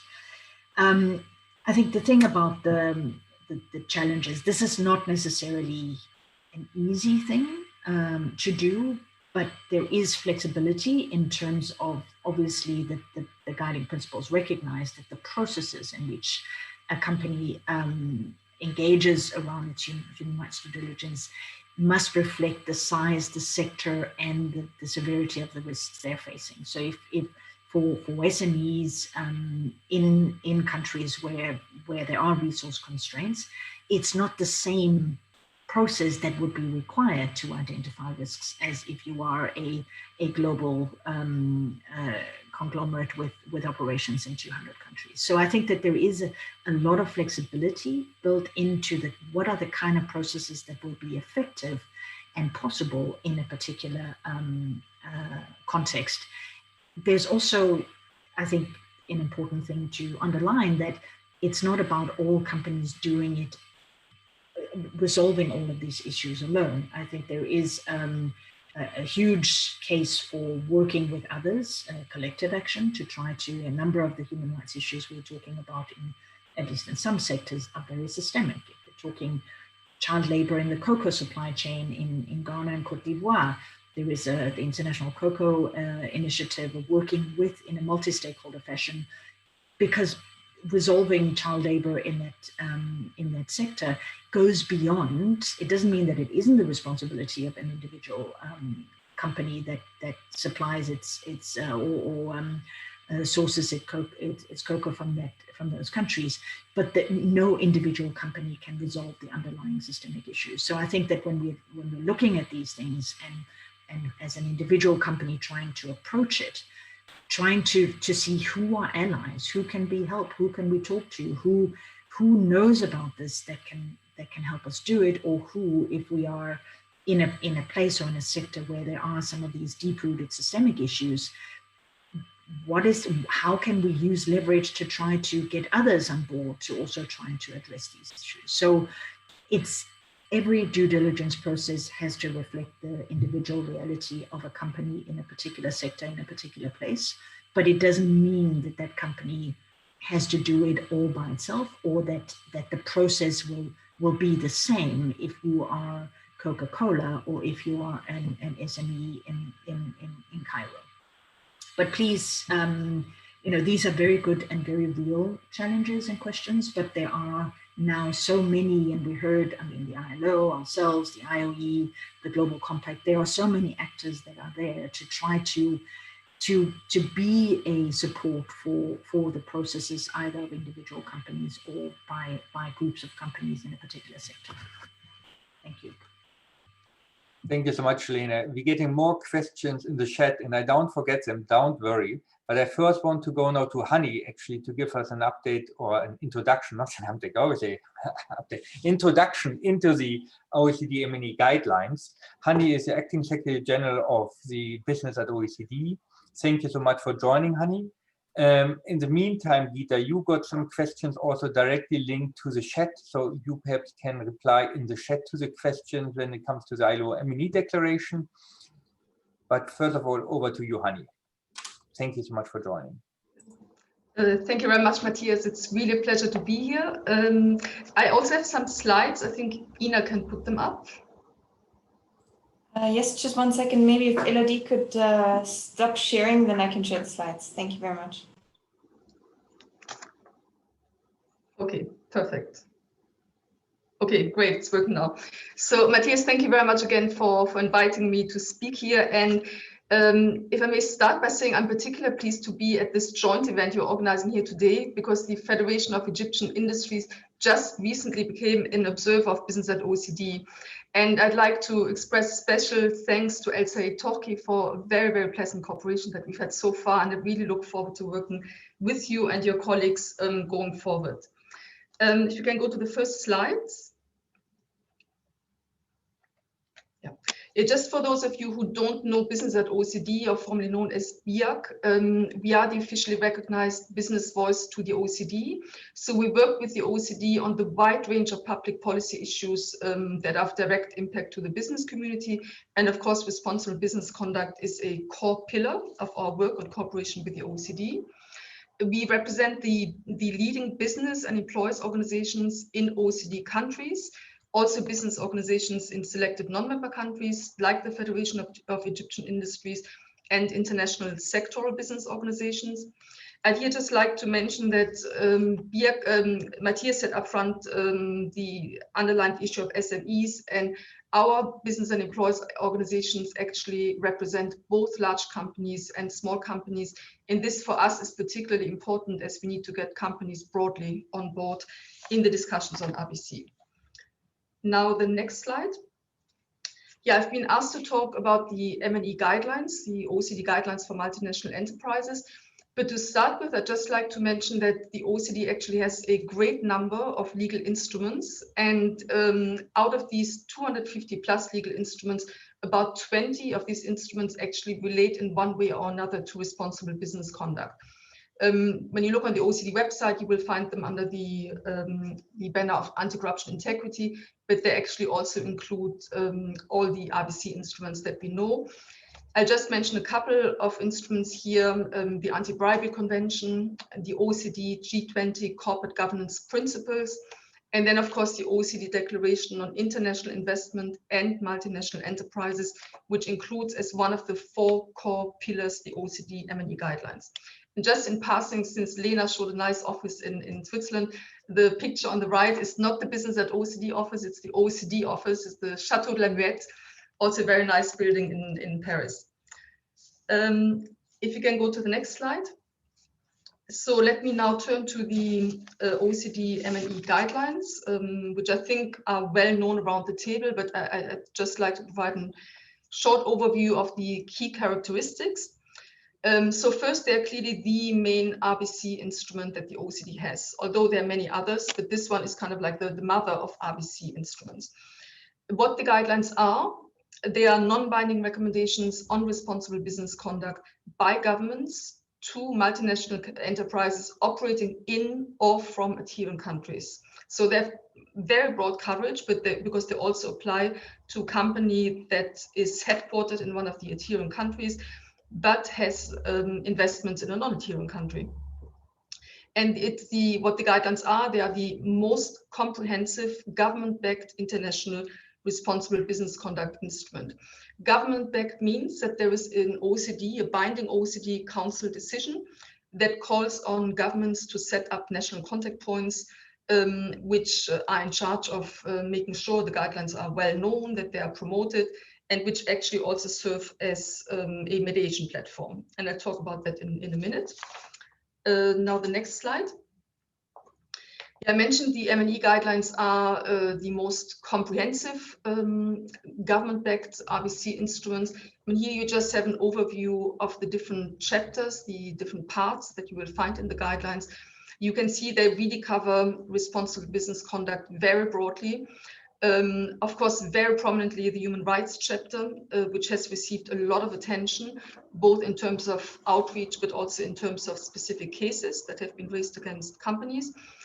Let me just mention that this human rights chapter was added to the M&E guidelines during the last update, which was, as I said, almost 10 years ago in 2011, but it's fully aligned with UN guiding principles. And then in the general policies, which were also considerably updated in the last review of the guidelines, you also find a lot of provisions related to due diligence. Now the next slide. Yes, so here you just have like a couple of facts or key facts on the M&E guidelines. So there are currently 49 adherent countries, with the 37 OECD member countries, of course, but we also have a number of non-member countries, and we from the business side hope that the number of non-member countries which will adhere to the guidelines will increase. The guidelines are voluntary for business, but they do reflect expectations. So they're voluntary and not really voluntary, because frankly, when you have a case against a company, it's not good for the company, you are in the limelight. And I should also mention that actually some NCPs link engagement or non-engagement in the NCP process to certain consequences, such as offering diplomatic support or not offering diplomatic support. That's not done by all NCPs, but there are some that have introduced this or are considering it. And then very important, the national contact points, or as you call them, NCPs, are a unique implementation mechanism. So what that means is that anybody, I mean, it's in most cases trade unions or NGOs, but even a private person, or in very rare cases also another company, can bring up a specific instance at an NCP when the person believes that a company in its international business transaction is not acting in accordance with the guidelines. And this then leads to an NCP process, which I will describe in a minute. So to date, we have had about 450 specific instances that have been treated by the NCPs so far. And if you can just go to the next slide. Yeah, here you can see in a nutshell how the NCPs handle the cases. I mean, I would say we prefer normally the word specific instances, because this is not a court case. It's all about mediation, offering good offices. But the word cases is used more and more often. So there are three distinct phases in this NCP process. The first is the initial assessment, when the NCP evaluates whether a case that is being raised should be further explored or not. And I would like to note that not all specific instances are accepted. There are a number which are refused because the NCP considers that they are not valid enough to be raised in this context. But a number of cases go to the second phase. And the second phase is about support. It's where the NCP offers good offices, which means the NCP offers a mediation platform for conciliation, where the parties that are involved in the issue come and sit around the table to come to a proactive, forward-looking solution. And from the business side, I'd really like to underline the importance of mediation and that the emphasis must be on a forward-looking constructive contribution. And that's why for us, it's so important that all the parties that get involved in the process must act in good faith. And then the third phase is the concluding phase. So at the end of the process, the NCP publishes a statement regarding the issues that were raised in the case. And you will find a lot of information on cases that have been concluded on the OECD database. There's a very detailed database where you can look up all the cases by country, by sector, by chapter, etc. So now let me get to the next slide. Yeah, the key business recommendations in the context of the M&E guidelines. And this is really like just a summary, and we could just spend like an entire presentation just on our business recommendations. I'd just like to summarize. So first, as I said before, we are very much in favor of additional adherence to the M&E guidelines, because what is so important for business is a global level playing field. And we are, of course, delighted that a number of non-member countries are already very actively involved. Second point is we underline the fundamental importance of well-functioning national contact points across the board. So to be very frank, I mean, right now we have a handful of very well-functioning or overly well-functioning NCPs. Other NCPs are less active. And this leads, unfortunately, to the fact that many cases or many specific instances are brought up with NCPs that are most open to take a specific instance. In our view, what we would prefer is a national global playing field across the board with well-functioning NCPs to avoid this forum shopping. The third point is that the NCPs are a forum for mediation and not campaigning. And this is particularly important for us because as business at OECD, we support the M&E guidelines. We have officially supported them when they were updated. And of course, we promote them. We underline the importance of the M&E guidelines to our members. But then when there is a specific instance that is raised against the company, and then when there is aggressive campaigning against the company, it's very difficult for us to explain why companies should get engaged constructively. So we underline again and again when we speak with the OECD, when we speak with our counterparts, the trade unions, and the NGOs represented by OECD Watch at the OECD, that from the business side, campaigning is not the right way. We see this mediation process as a mediation platform with a view to find a constructive, forward-looking solution that is in the interest of all parties. And that is why good faith of all parties involved is important. Good faith also for the companies, but also for the notifiers who bring up a specific case. And then, of course, we need clarity on the extent and limits of due diligence. And that brings me to the next slide. And I would like to say a few words about the OECD due diligence guidance, which is not a standard like the OECD M&E guidelines, but it is a guidance which has been underpinned by an OECD Council recommendation. So it's a practical guidance. I'd like to underline this. But nevertheless, this council recommendation, which has been adopted by the OECD in 2018, foresees that countries should promote this guidance within their respective countries. So what this due diligence guidance does, it provides practical support to enterprises on the implementation of the M&E guidelines by providing plain language explanations. And this plain language explanations for us has been really important. When we discussed with the OECD for, I think, 2 to 3 years, the development of this guidance, we underlined again and again, we need guidance that is easy to understand for business, that is easy to understand not just for the large companies that have a lot of staff who can go through this, but it also must be understandable for smaller companies because due diligence is important for large and small companies. We've partly succeeded. I mean, when you go through the guide, it's in a question checklist format, bearing in mind, of course, that not all questions apply to everybody. It's still a little bit too long, but I would say we partly succeeded in making this hopefully user-friendly. Now, what the guidance also does, it seeks to promote a common understanding on risk-based due diligence for responsible business conduct. And what I'd like particularly underline here is that the practical actions which are mentioned in the due diligence guidance are not meant to represent an exhaustive tick box list. And this means that not every practical action will be appropriate for every situation. And I can tell you that this was one of the key points. It's an overarching condition in the guide that we from the business side fought for very much in the discussions when the guidance was developed, because in business, it's just not that everything applies to everybody. Companies are different depending on from which sector they are, whether they're large or small. So this was a very important qualifier that we got into the guidance when it was negotiated. Now if we can go to the next slide. Yeah, here just in a summary, you see the basis of the steps for the due diligence processes, which are the foundation of basically all the guidances that the OECD has. I'm here talking about the general due diligence guidance, but I was very pleased to hear during the discussion that there is also appetite for sectoral guidances. And the OECD also has a number of sector guidances, which I'll briefly mention in a minute. So the steps are 5 to 6. Number 1, embed responsible business conduct into policies and management systems with the right tone from the top.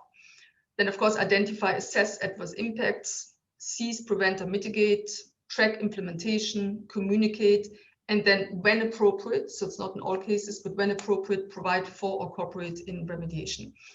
So you will find this 5 to 6 step approach in the general due diligence guidance, but also in the sectoral ones.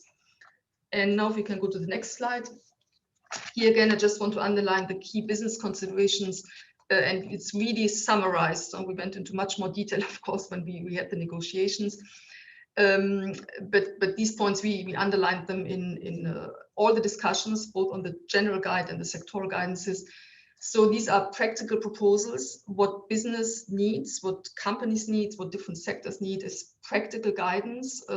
We have a lot of binding checklists, so the emphasis must be on practical. So it's not a prescriptive list of actions. The guidances must recognize practical challenges that companies have in influencing the supply chains, which can be considerable, again, depending on the sector, on the size of the company, the number of suppliers. And very important, and this is also enshrined in the OECD guidelines, that due diligence does not shift responsibilities from the entity causing the harm to the multinational enterprise. And the final point is that the guidances are not an instrument of interpretation for the NCPs. So for this, the OECD guidelines are the only reference that should be taken. Now, if we can go to the next slide. Yeah, here you just have an overview of sectoral guidances. So anybody who's interested in sector guidance, I mean, look at the OECD guidance, they have produced a lot. There's, of course, the very well-known guidance on extractive sector, mineral supply chains, which has actually also made it to the EU level as being a basis for what the EU has been negotiating. There's guidance on agricultural supply chains, garment supply chains, which got a lot of recognition and visibility due to Rana Plaza and follow-up, and there are regular conferences and a lot of capacity building around this, which is very helpful. And then just a word on the finance sector, because Matthias mentioned upfront in the presentation that a lot of emphasis currently also on the finance sector, because investors have expectations. And in this respect, OECD actually has 2 or almost 3 guidances. One guidance is for responsible business conduct for institutional investors. There's a second guidance on due diligence for RBC and lending and securities, corporate lending and securities underwriting. And there's a third guidance that is currently being discussed on asset-based finance. So a lot of emphasis on the finance sector, also in the OECD work. And also a lot of emphasis on cases against financial institutions, because notifiers sometimes think they have like a better rate of success if they go directly to the finance sector, and then the financial institution applies pressure on the company. So this is very important to bear in mind what the finance sector does and can do. Then the next slide. This is just like in summary how the OECD sees its work on responsible business conduct. So it's all about, on the one hand, government policies. The OECD has a very good dialogue in place to foster more policy coherence in responsible business conduct. There are roundtables of policymakers for responsible business conduct. There's a help for business conduct due diligence in global supply chains, including the sector guidance that I mentioned. And then strengthening access to remedy, that's the work on national contact points. And the next slides. Yeah, I'd just like to mention very briefly that there's also like a lot of cross-cutting work on digitalization, RBC. This is now very high on the agenda, looking at issues like blockchain, AI, social media, environment and RBC, of course. And then there's new OECD activity on public procurement. And next slides. I think we need to come to an end. Yeah, okay. I just on we this have a lot of questions here. Okay, great. Just on this slide, if I can mention, Matthias, you mentioned at the very beginning that RBC is important for accessing markets. And I'd just like to refer to the fact that the OECD has some guidelines on state-owned enterprises. And for us, from the business sector, it's really important to get them on board as well, because some SOEs have access to markets and maybe can improve RBC. And then maybe since you mentioned already the guide, Ina, we can skip this slide just to mention again that we had a very good event on this yesterday. Thank you very much, Matthias. And with this, I come to an end. And thank you for your attention. Thank you. Thank you, Hani. That was really great. And I think there are a lot of questions to you also, because I really would like to bring in Nala now, Nala Mokhtar, because you're referring to the issue about how do we make sure that everyone actually in a country, in an economy, can contribute to responsible business conduct. But over to you, Nala. Hello. Thank you very much for all the informative presentations.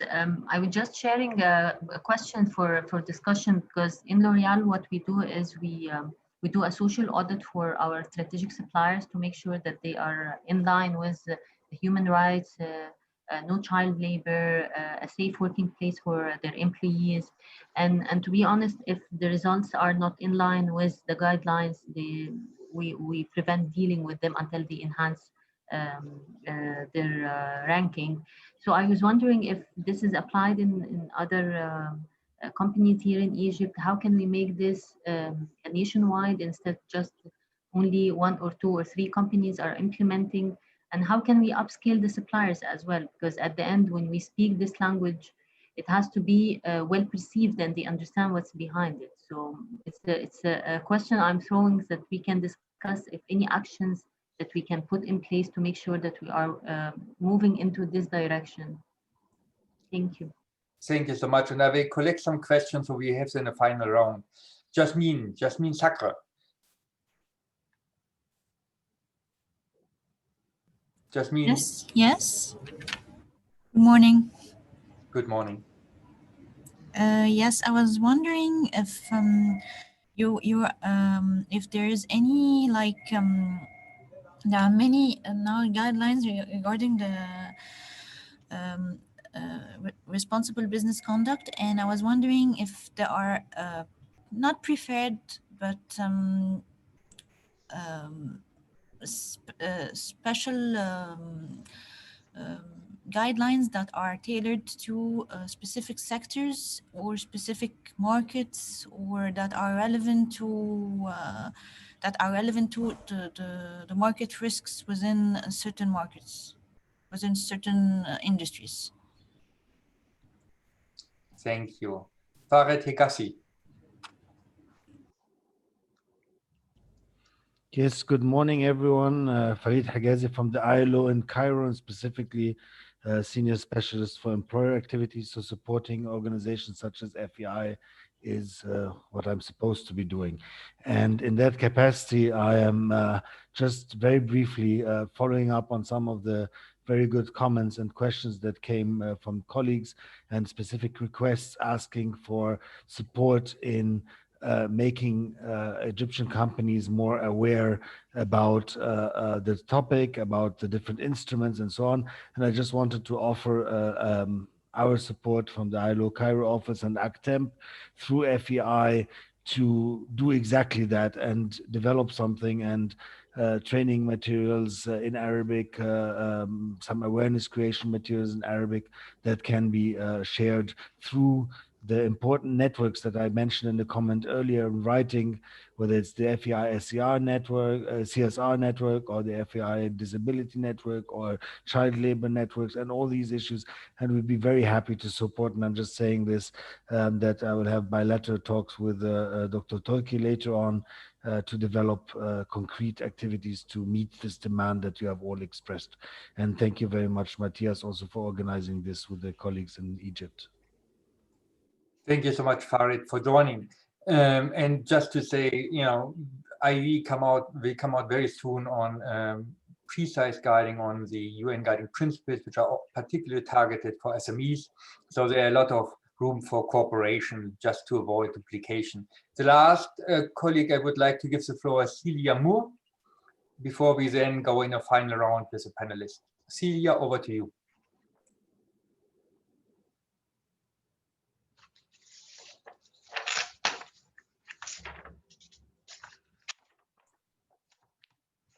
Now there, okay, perfect. I am here, yes, sorry. Perfect, go ahead, Celia, please. Hello, everybody. Very pleased to join this seminar, which has been very, very informative indeed.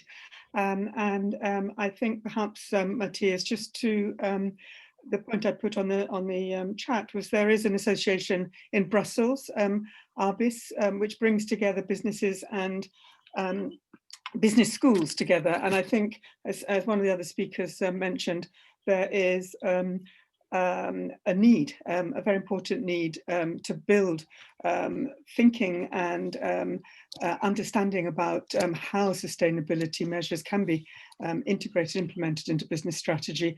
So I encourage relevant people to connect there.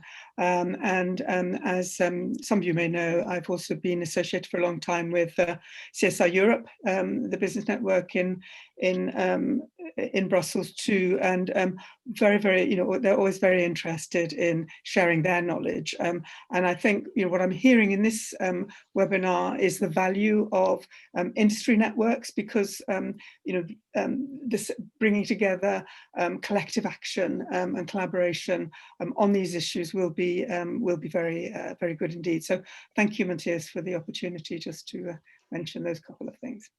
Thank you so much for joining here. Now, Hani, over to you for response, and then I go to Gita and Lena. So first to you, Hani, please. Okay. Thank you very much, Matthias. And thank you very much for all the useful comments and questions. And I read through the chat in detail afterwards. I mean, first of all, let me come in on the issue of education, which is one of my favorite issues. And I just want to say, I cannot agree more. I mean, let's start early with this. Let's start at business schools, but let's also start in primary education.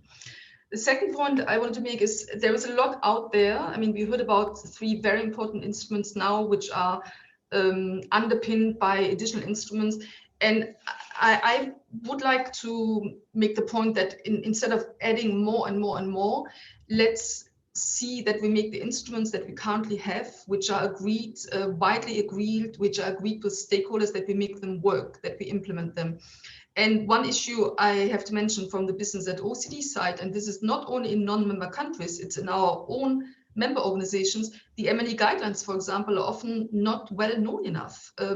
Companies know about the guidelines when they hear a case, when they have a case, but I would very much like to underline that we need to focus on awareness raising, on education, and making these tools, translate them into something practical. So any short guidance we can have for SMEs, any specific practical guidance we can have for sectors, this is really important. And in this context, again, let me underline the role of business organizations, and let me mention that we from the business at OECD side stand ready to partner with the IOE and partner with the individual observers and members to help highlight the importance. And then just want to pick up on one important point that was mentioned, and that is upskilling suppliers. And I think this could actually be a theme for a separate event, because that is so important.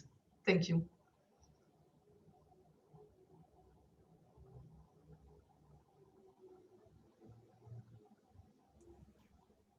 Sorry, I was muted. Thank you so much. Gita, over to you. Yes, thank you very much. And thank you very much for all of the comments on the side.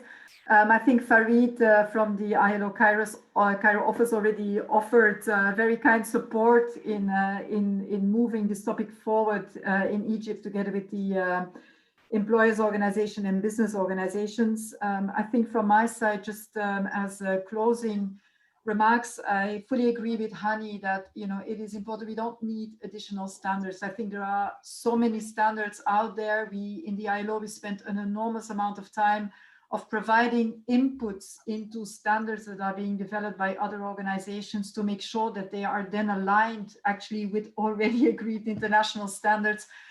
The issue is really to come to implementation. And as ILO, we've really, I think, invested a lot in precisely, the awareness raising. Hani, I agree, we need to do far more actually on awareness raising that these instruments are there. And secondly, all of the available tools that are actually already out there to help companies, first of all, do their due diligence, but then, and I think that also comes out very strongly, is to come to this collective action. And the ILO, very much a lot of our work is really, and I called it the term social dialogue, but it's really to bring the different parties together to then see, if on the basis of due diligence, we see where the real issues are, then what needs to happen by the different actors, government, employers, workers, to really resolve this issue. And the upskilling of and working with the suppliers, because cutting off a supplier, because in your risk management, maybe it's the easiest thing to do because the risk is there, but by doing that, the issue will not go away. And I think that is really very important, is also how to really engage with your suppliers so that you can really deal with the issue instead of thinking about your own risks as a company, because, and there I'm sure Lena will say something about it, when we talk about the due diligence, the risk is actually the risk to the victims, It's not only about risk management for the company, but it is actually the risk for the actual victims. So by just cutting off the supplier, the risk will not go away because the company might then end up, being either ending into the informal economy. And as I said, that's even where the issues are bigger than in the formal economy. So I would plead very much for indeed engaging with suppliers. We have a number again of like SCORE trainings and so on that are specifically for SMEs in this area. And we as ILO are very happy to continue our engagement, of course, with our tripartite constituents in Egypt in moving this whole agenda of responsible business forward. Thank you. Thank you so much. And finally to you, Lena. And one of the great advantages of being last is that I can just agree with the previous speakers. There are some very good points, and I 100% agree with the points Gita is making. So I'll make it short. I think on a sort of positive note, that this is something an agenda that I would encourage everyone to embrace, as opposed to as something that can be really constructive and positive for companies. And it is, while it is challenging, you are not alone in it. There are already, a number of the voices we've heard, the work that is already happening at the level. There are a number of actors that are there whose job it is to engage and help and support and come with advice on how to go about this. And I think that in terms of the more that get on board, the more that famous level playing field. It does take a smart mix of measures, as the guiding principles say. There is regulation already, and there is more on the way. But there's also a huge space for the innovation, for the collaboration, for the identifying, developing best practice, and for constructive engagement, even with those that would term themselves as critical friends, or maybe just critical. It is about engagement, and it is about getting a better result that will also benefit the company. As Gita was underlying, this is about risk to people, but there is just increasing evidence that this is also for many companies, if not most companies, this is something that has so much value for a company that to look at it only as an additional burden, I think would be a missed opportunity. So ending on a positive note, but I really do appreciate the level of comments and engagement that has been demonstrated in this webinar, and thanks again for organizing it and inviting us to join. Thank you so much, Lene. And from my side, just because we're running out of time, 2 points. The first one is, as I said, we're organizing on the 9th of November a major conference on supply chain management together with the WEF, the World Economic Forum, at 2 o'clock. So please join us. You put it already in your calendar, please. Secondly, we are engaging in a major project on 10-year UN guiding principles. You know, they were endorsed in 2011. Next year is the 10 years anniversary. And we will make a major study on what is needed actually in order to ensure better uptake. And we will come to you with a survey, and we also would like to have some qualitative interviews with you in order to come to this flagship report, which we will launch hopefully at the end of the year. Before we now go to the next panel, I would like to have a group photo with our speakers before our speakers leave us. So everyone turns on the camera. Elodie, please take away the presentation. Instead, come in, Elodie, no presentation. Elodie, switch on your camera also. The idea of a group picture is that everyone actually turns on the camera. Otherwise, we just have the names. Please turn on your camera. Exactly.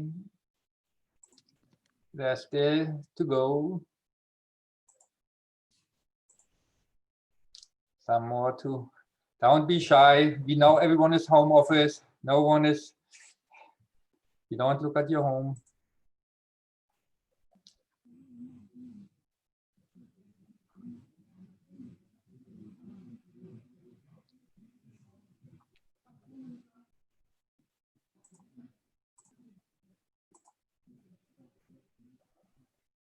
Thank you. Some more. Farid, don't be shy. We know you. No reason to hide. No reason to hide. Sarah, Emam, Sarah Youssef, May Sharif, Ahmed, Shihan. Thank you. Thank you. Okay. That was your chance actually to join this group photo. Let's make the photo now happen. 1 second. Tick, tick, tick, tick. Okay, thank you so much. And over to you now, El Sayed, for the next session. Thank you so much, Hani, Dieter, Lene, for joining us. Thank you, Matthias, for giving our members this excellent opportunity to hear from our international partners this excellent contribution. At the Federation, we are proud of the intervention of the private sector in another aspect of responsible business conduct, which is during COVID-19, the private sector from companies and banks has contributed in reducing the burden of losses of COVID pandemic on the economy and the society. The pandemic has shown another example of the importance of achieving complementarity between government and business efforts. Since the very beginning, the Federation has launched a permanent and solid dialogue with the government to align actions with the needs of the society and to fulfill synergies with which ensures policy coherence and efficient responsiveness. The Federation has implemented a number of initiatives. Maybe Tariq Tawfiq has talked about it. I don't want to waste your time about these issues again, but we are delighted to see companies and banks acting jointly with the government to minimize the socioeconomic effects resulting from the pandemic by providing direct donations, in-kind support, and using their whole resources to meet the negative impacts of the pandemic. The private sector, we see the private sector in Egypt keen on maintaining the highest global standards of safety and quality. It has committed itself to strict sterilization, hygiene, and disinfection standards since the start of the pandemic, applying additional measures to enhance safety in its factories, offices, and distribution centers. Companies and banks have provided their staff and workers with the necessary medical and preventive supplies to ensure their safety according to the guidelines produced by the Egyptian Ministry of Health and the World Health Organization. I want to give our members the whole chance to present their responsible business conduct efforts during the last period, and in alphabetical order, we will start with Ahmed Gabri from Shell. Over to you, Ahmed. Good morning, Dr. Said. I hope you can hear me. Yes. Yes. Okay. So I can go ahead. Thanks for the opportunity. Thanks for the panel. It's great to present Shell efforts during the last period of the COVID-19, where I think the whole world has suffered, the businesses have suffered with all its sizes. So we're talking about the mega projects, small projects, medium projects. Everyone has suffered this time. In Shell, we have a strategy because we do have a strategy we were renewing on a 3 years based. We call it the DRDP, which is the disaster relief plan for each country. We process it, we make it as green document. We usually make the updates needed. With the COVID, everything has changed, and we look in Shell for our strategy, which is based on being responsible investor. That we are really inseparable from the communities where we operate. So during the time of the COVID, we were looking into contributing and supporting the Egyptian government in achieving the best results in the battle against the COVID-19, and showing our genuine care, which is a reality in Shell for our community. So we adopted more than one direction in this one. We continued our efforts in this contribution, and we were looking into too many initiatives, and we were thinking which one is better for both the regulators and the government and the Egyptian country as a whole, and also for the community, which are poor communities, very fragile communities that cannot support themselves. So just to give you a background, Shell has two main heartlands. One of them is in Matruh, Western Desert, and the other one is in Bahira, which is in Delta. So IDCO, namely, where we operate in both. And both has the same characteristics of very poor community. So one, we didn't want to go only for one direction, which is to give medical supply, and also we cannot neglect this one because it's important for Egypt to have the supplies and the ventilators and everything. So we went into the initiative that was under the auspices of the Ministry of Petroleum, and was done through the CSR subcommittee of the oil and gas, which Shell is a co-chair for this committee. And we did our best to support the Ministry of Health in supporting what they need from the medical equipment and PPEs that will support the doctors and the medical staff with the PPEs needed for them. Safety is priority. These are the teams which are really minor, and they are trying to defend Egypt. So we were looking into this as whole companies. So more than 20 companies joined effort, collected money, purchased the needed material, transferred it directly to the Ministry of Health. Ministry of Health has already directed this to the centers and health cares. Going forward, there were another initiative sponsored by the American Chamber with UNICEF, because we were looking into the KPIs of each initiative. So the initiative in the UNICEF was looking into also developing a strategy to support the medical equipment for the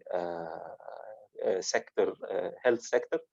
And it was a very successful one, and also joined with all the private companies, not only the oil and gas, but the full arena of businesses.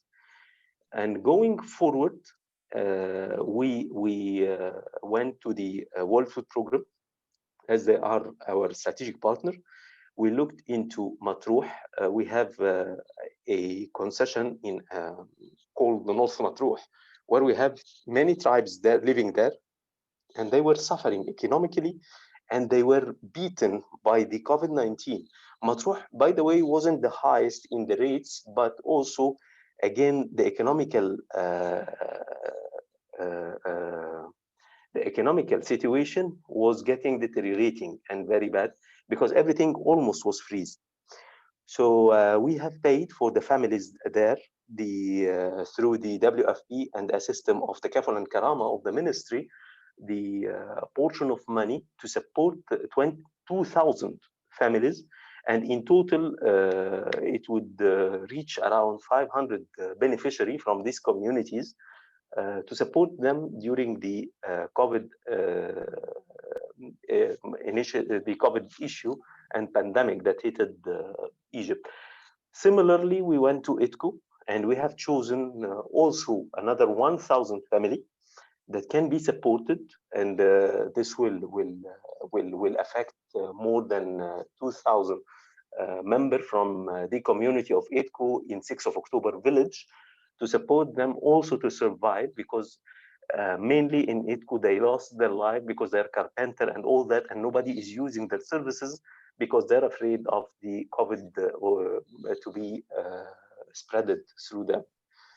So we didn't stop at that, because we have another company which is Shell Lubricants, and we did have for the medical staff a campaign, dedicated campaign to maintain their cars so they are able to support Egypt. In the bottom line, the main message here that we did not stop.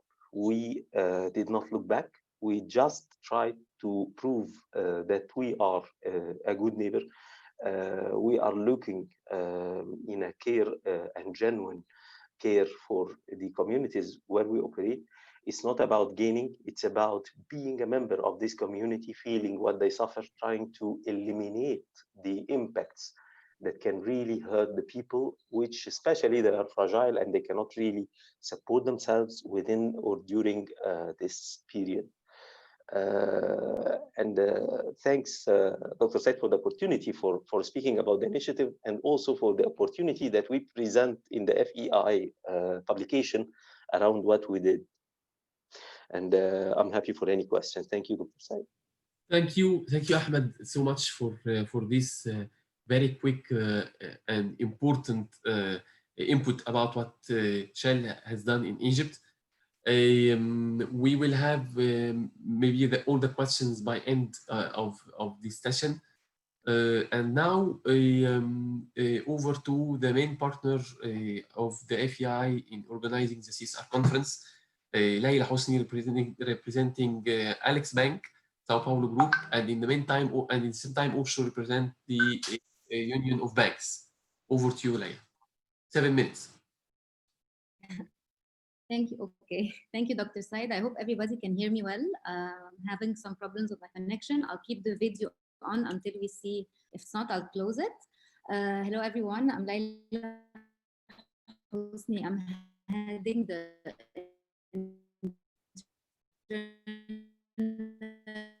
We can't hear you. The CSR and the Sustainable Development Office interventions during the UN. Can you hear me now better? Now, yes. Okay. So I will close my video. Okay. I'm sorry for this. Okay. So I think now it's better. I think I think now my voice is better. So I will be starting to give you a heads up about Alex Bank intervention during the COVID-19. Of course, as you know, Alex Bank is a subsidiary of Intesa Sanpaolo Group, which is one of the biggest banks in Italy and in the European Union, of course. And we as Alex Bank, we had taken a lot of international standards and local standards to response to the COVID-19. We have first developed a committee in the bank that is composed by managers and also a non-managerial population. This committee has been meeting on a daily basis, of course, virtually, to check how the bank can respond to the COVID-19 following, of course, Intesa Sanpaolo guidelines and the Central Bank of Egypt regulations. What we have started to do, of course, we were sanitizing daily our branch network and our branches, because our branches were operating with 60% capacity as per the central bank regulations, and we had to make sure that all our customers and our employees were safe. And this was something that was it was very hard to do at the beginning, but with the support of the group and the Central Bank of Egypt, we were able to. And also, we have been working a lot on creating awareness campaigns to our employees and also our customers, and this has been made virtually and also through printed paper that went to them in order to make sure that they were wearing their masks all the time and also their shield fields. From a community perspective, Alex Bank adopts a community shared value approach, which is linking business to community investments and business to sustainable development.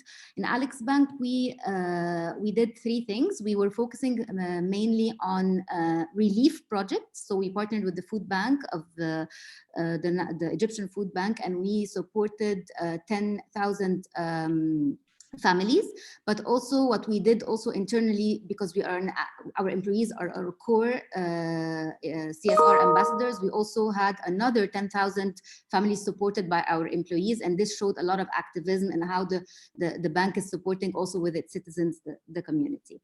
What we also did is we supported a lot many health sector hospitals by providing ventilators. So we provided more than 15 ventilators across public hospitals in Egypt under the patronage of the Ministry of Health, and this was also an immediate response to the community and to the donations and to the request of the government.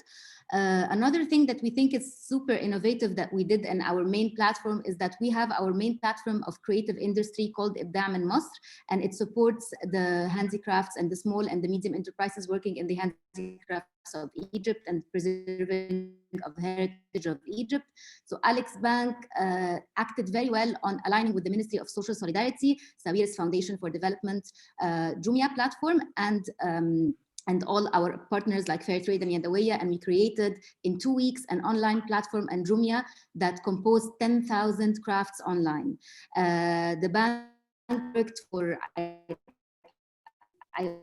would say, for 1 month to support this, and I think end of February we were live and people started to sell one of our core proposition, acting very well on Jumia. It is also being presented as an online shop in the upcoming Guna Film Festival, because we are creating an online platform also there for people and foreigners to shop online Egyptian handicrafts and heritage. And I think this was the COVID actually drove us to become digital in e-commerce for handicrafts, and we're very proud of this.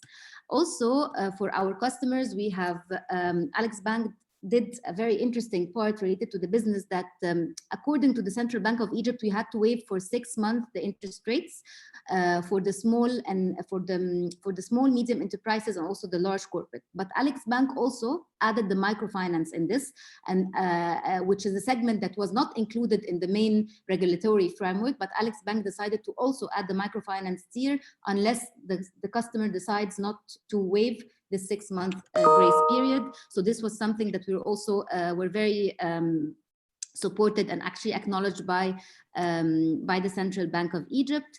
And I would say this was mainly most of the things, of course, other than the other things that we did with the Central Bank of Egypt regulation, like waiving all the fees, making sure that we are not taking any commission on the ATMs, we are not taking any commissions from the POS machines. So we did all this, but above all that, we also worked on the microfinance segment, guiding them on how to operate their business during the COVID-19.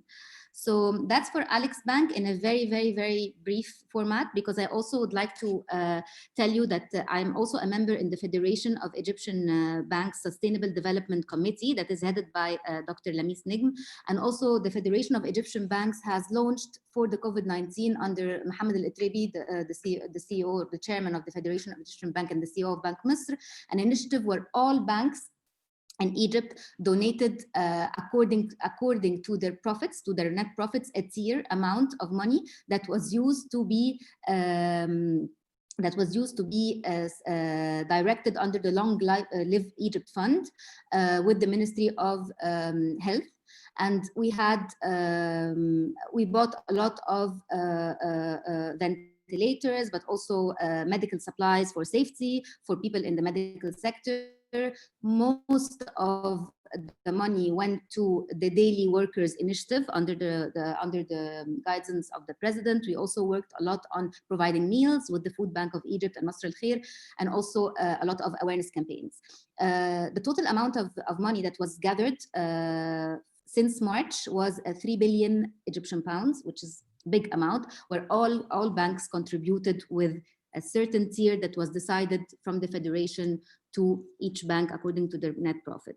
I would also say that in general, banks also, other than the federation initiative, also banks supported their own initiatives like we did. So we also, as Alex Bank, supported the federation by donating money, but we also did all the initiatives I told you about. So also, other than this additional amounts that were supported for the Daily Workers Initiative by the banks, was almost 1 billion Egyptian pounds directed in several sectors, whether it was health sector, whether it was youth employability. Some people worked on also loans, door-to-door loans. There was also education and also health, but mainly relief projects. So that's in a nutshell the impact that the Federation of Egyptian Banks worked on gathering, mainly working step by step next to the government, but also assessing also what the other banks were doing, and each bank were doing according to their area of expertise. So we, for example, as Alex Bank, directed almost 7 million Egyptian pounds for creative industry support, including innovations and training to help them to become more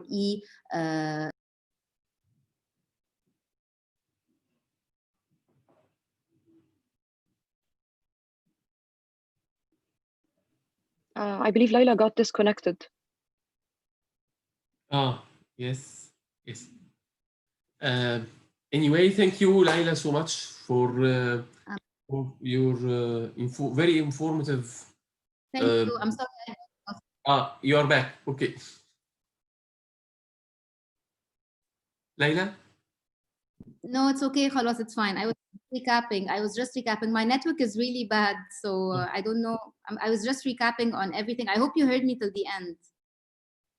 Yes. It's really very, very informative, and I know for sure 7 minutes is not enough. So I shared the link to the publication where there are 4 pages on Alex Bank, and the cases of the around 8 other banks and 12 companies. Yes. This was really a very informative contribution from your side, and your help for the Ibdam and Masr beneficiaries were very remarkable during the COVID-19, because it was very hard for them. So thank you, Laila, so much. And now to totally another different sector, the cosmetic sector. I think Nahla has a very excellent story to tell for 7 minutes also. Hello, everyone. First of all, it's a pleasure to be among all the boards in the business community development, and to see the activities that has been done by other companies, and how this tough period has been really an impact on all the industries. However, everyone took the lead to change the situation and to give back to the community in the best way. So I will briefly share the story of L'Oréal Egypt, what we have done. So once the COVID-19 started, the first priority was our employees to start with. They are the first one that we need to focus on, and we have a team that is located in the field, and others in the head office, and others in the factory. So the first one was the safety of the employees, with very strict precautions and safety process that we have put in place. Everyone was working from home. Field team is equipped with all the safety tools and needs, sanitizers, gloves, masks, minimize the number in the different locations. So our employees were mainly the main focus at the first start. We have been afterwards in sort of a struggle of how can we start and what are the main area that needs support from L'Oréal Egypt. So, and at that time, the group itself, everyone was seeing how can we make a concrete action. So by that time, we took a decision that 28 factories around the globe will dedicate a production line to produce hand sanitizers to be given back to the community, to the vulnerable communities, to NGOs, to hospitals, so we can support them in the best way. And our factory in Egypt has started this initiative as well. So we started to change the production of our line into hand sanitizers. We have donated all the initial production, which is 50K units from the hand sanitizers to the NGOs. Ahl Masr Foundation, which has its own isolation hospitals, and Red Crescent to be able to support the isolation hospital and communities, vulnerable communities. Not only this, we have seen that we, as one of the partners of the distributors and other customers like the food chains, we have a role to play. So we have decided that we donate as well for them the sanitizers, because they are the ones that are in the front line when it comes to dealing with the consumers, to support them in their needs during this tough period. So we have donated as well to them the needs to make sure that they do their job with high safety precautions. One of the industries that we have partnered with as well, it's the salon business, which we consider SMEs. So what we did is we have done several educational sessions, how to make sure that they are proceeding with their business, how they shift, how they use the digital in the best way so they can sustain their business, and how they apply as well safety precautions. And again, we have donated to them with their needs to be able to sustain their business and not to have the impact which has been one of the industries, to be honest, that has been impacted. So this is for what we have implemented in this frame. Parallel to this, we had our mega project, which is L'Oréal UNESCO for Women in Science, the project that we have implemented since 21 years ago, with closing the universities, with closing the face-to-face interaction. We had a challenge. It's mainly a project that we are supporting women that is a researcher and scientist in this dominant field. As you all know that we have only 28% of women in this field, and only 5% or less than 5% has won Nobel Prize. So L'Oréal and UNESCO took this initiative back then to be able to support women in science. And in Egypt, we have launched our own version to support Egyptian scientists in 2018. So during the COVID-19, we had a challenge to communicate and to interact to support the scientists and researchers. So we've launched several of virtual sessions to be able to communicate with them, to be able to support them. We have fellows from those years. We have 3 has won the international award, Egyptian scientists. We have up to now more than 22 researchers and scientists has been recognized around the region or locally. So we have used them as well to give and to mentor the scientists to be able to move during this period. And by next month, we're going to announce the new fellows that is going to take this award in 2020. This is mainly the start of our programs during the COVID-19. We are running the other programs same as we do.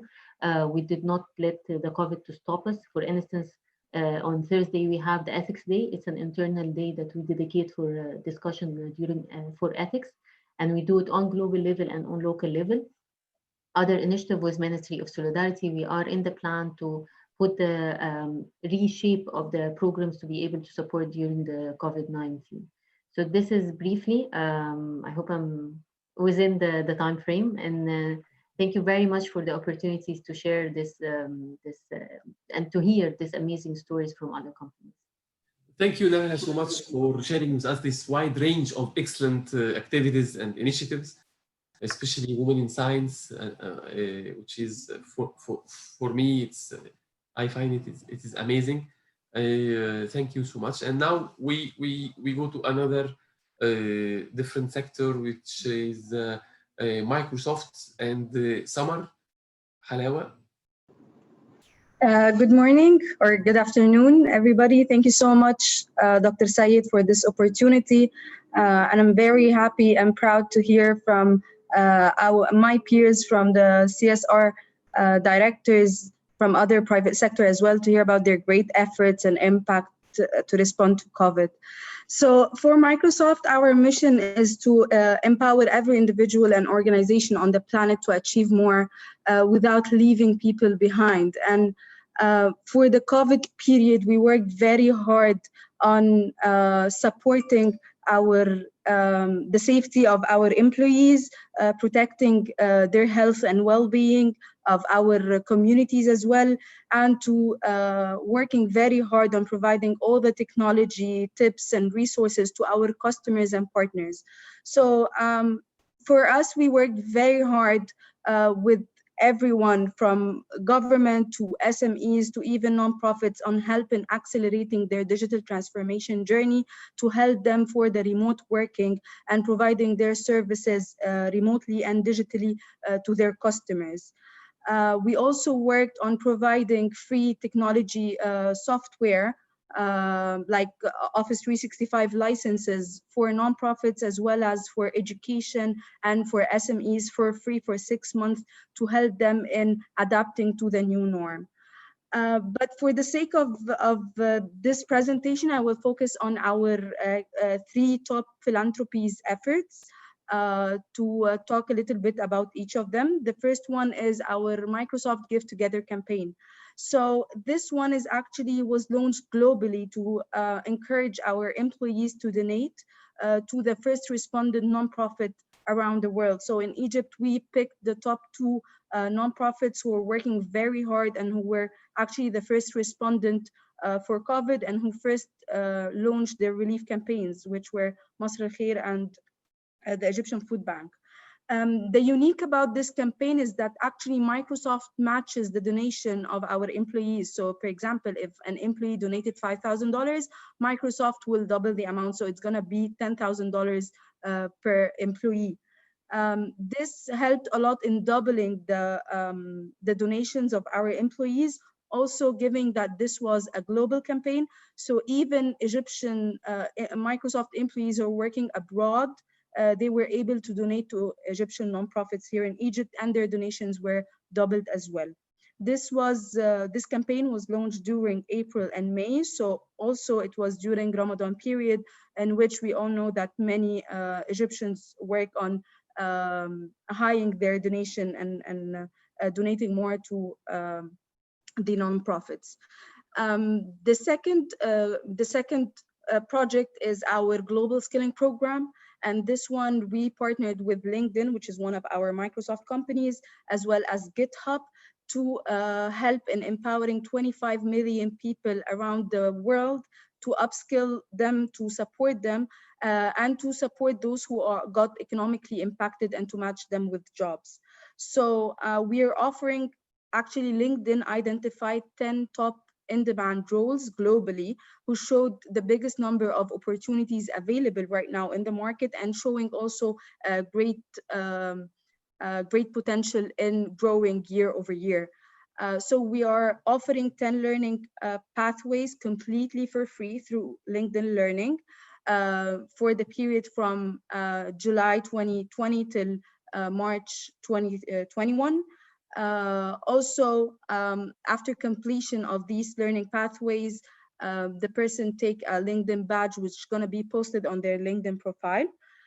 Those top 10 in-demand roles are 10 of them are technical roles and 7 of them are tech-enabled. So, for example, 3 of them are software developer, data analyst, and IT administrator. The other 7 varies from project management to digital marketing to graphic design. For the 3 in-demand technology roles, we offer also a discounted certification, the Microsoft accredited and industry recognized certification. It's coming down from $100 and $150 to $15 only for those who got impacted by COVID. So those who testify that they got laid off or they are unemployed, they're gonna benefit from this offering as well. The third initiative is actually our Skills for Employment flagship program, which we call Tawar Wire. This is one of our oldest programs in Egypt, which being run since 2013 in partnership with the Ministry of Youth and Sports, Ministry of Communication, and Ministry of Education, as well as dozens of nonprofits. So we're very happy that we moved all of our trainings and services within 2 weeks in March. So in the second half of March, we were completely online, providing all of our trainers who are actually staff of our partners with TOT on how they can deliver online trainings through Microsoft Teams, how they can interact with their student virtually, and so on and so forth. And we are very happy that we also localize 16 content courses for self-studies to be posted on our platform, and 160,000 users of the platform actually got enrolled in these courses. We also engaged, we did a huge job with the employers to support them. So we had a research with the employers, a weekly call with them to understand how they are reacting. Are they laying off, or are they giving some salary cuts, or are they hiring? Because actually there were some of the industries who got positively impacted and who got boomed, and they couldn't manage their operations because of the big traffic on them, like, for example, hypermarkets or even pharmaceuticals. So for those who needed labor, we helped them in actually hiring youth who got impacted, also who got laid off. And for those who got negatively impacted, we supported them by providing consultancy on what are on their HR strategies and so on and so forth. And we are very happy to say that we have matched 1,500 youth with employers since the period from March till September. And this is for us is a really big number, because given the economic situation and that many people were being laid off. So to help in matching 1,500 youth in the project is for us a big achievement. So also we did so many webinars, we did so many virtual events for the to provide our career planning, to provide our employability and business skills, to provide digital skills to youth. And we have trained more than 100,000 youth instructor-led trainings online from March till September. So yeah, this is in a nutshell our efforts. And again, thank you so much for your opportunity. Thank you so much. It is another impressive experience about another sector in Egypt. We, at the Federation, are really proud of all these excellent examples of responsible business conduct in another aspect. Matthias, if you are here, I don't know if we can have time for one question. Of course, according to your agenda, you have even no problem. Please go ahead. If there is one question, we will take it for any of the speakers, or we go, or we move over to Matthias' session. Okay, so it's over to you, Matthias.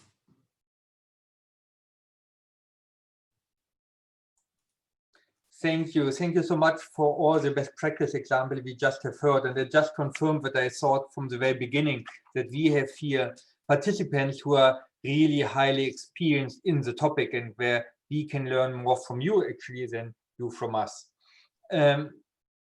Farid already spoke about that ILO ACTEM will follow up on the conference, on this workshop, to see what Employers Federation can do, what FEI can do to promote responsible business conduct. And that is actually the aim of the last slides, to get your input, to get your brain, what Employers Federation, what FEI, but also other federations can do to support companies in their efforts to, you know, implement the UN guiding principles, to implement the ILO Mini Declaration as the OECD guidelines. We had made, together with ACTEM, a survey with companies around the world about what are the main mega trends which affect business. And sustainability, human rights were one of these mega trends, where all of them, being it in the US, in Brazil, in Nepal, in Australia, where companies said this is one of the big trends actually which is impacting us. So there was general agreement on it.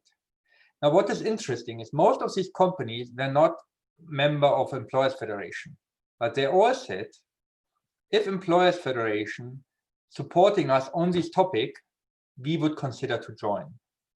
So it is really that Employers Federation was seen as a key enabler on this topic, particularly also on the topic of sustainability, human rights, and where companies said they can bring a real added value.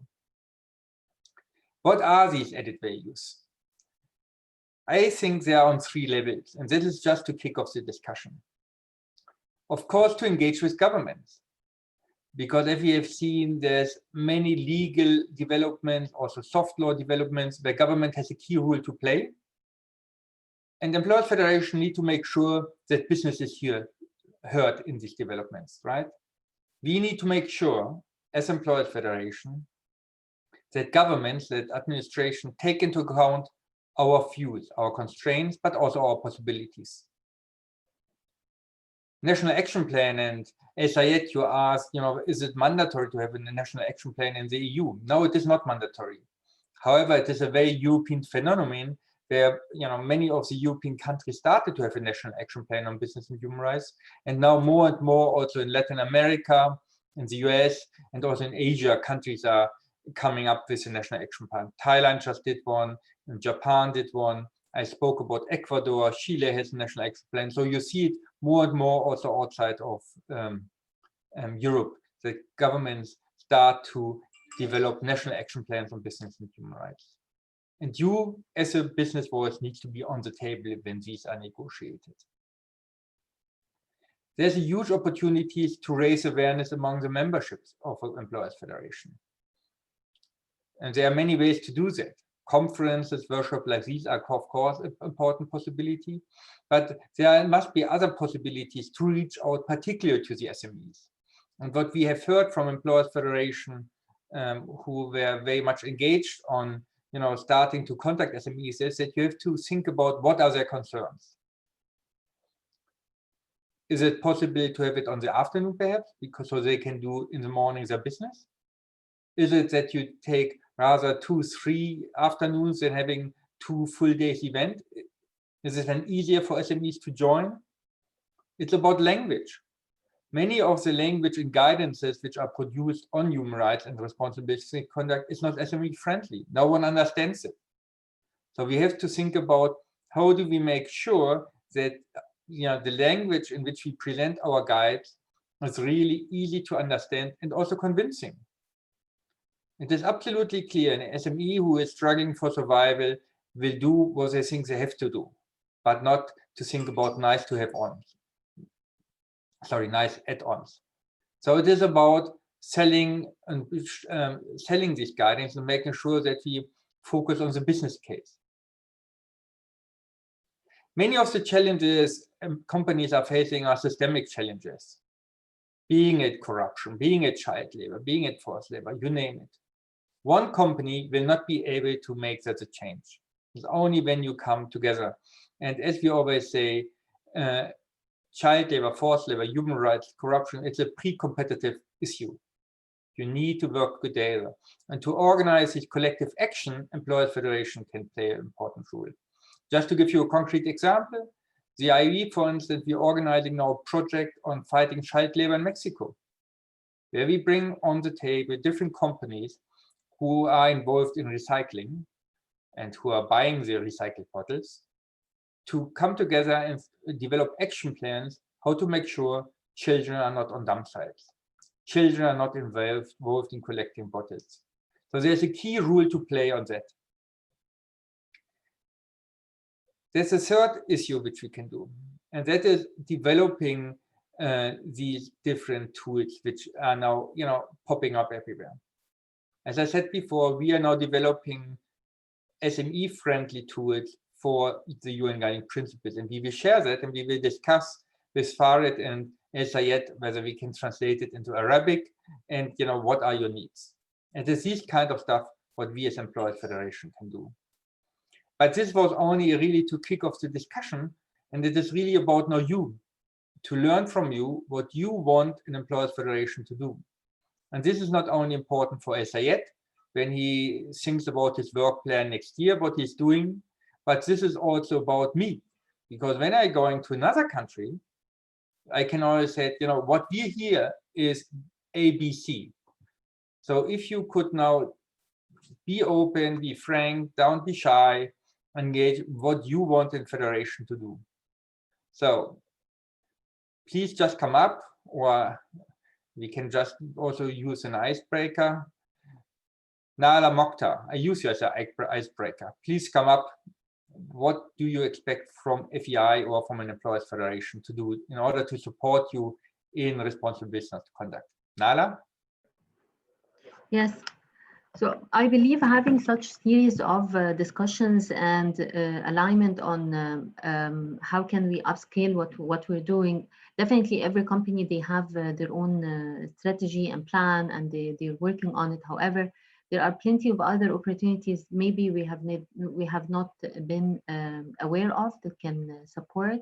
I second what Reda was mentioning about how can we use the platforms that you have in order to be aware of how can we enhance, how can we have the scoring. So I believe having such platforms like today and on regular basis to have the updates and to have an open discussion is the start of having this as a roadmap and to build a roadmap that we can all engage in.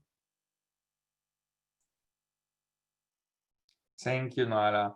And Farid, you spoke about the lower hanging fruits and SMEs. Can you come in? I certainly can.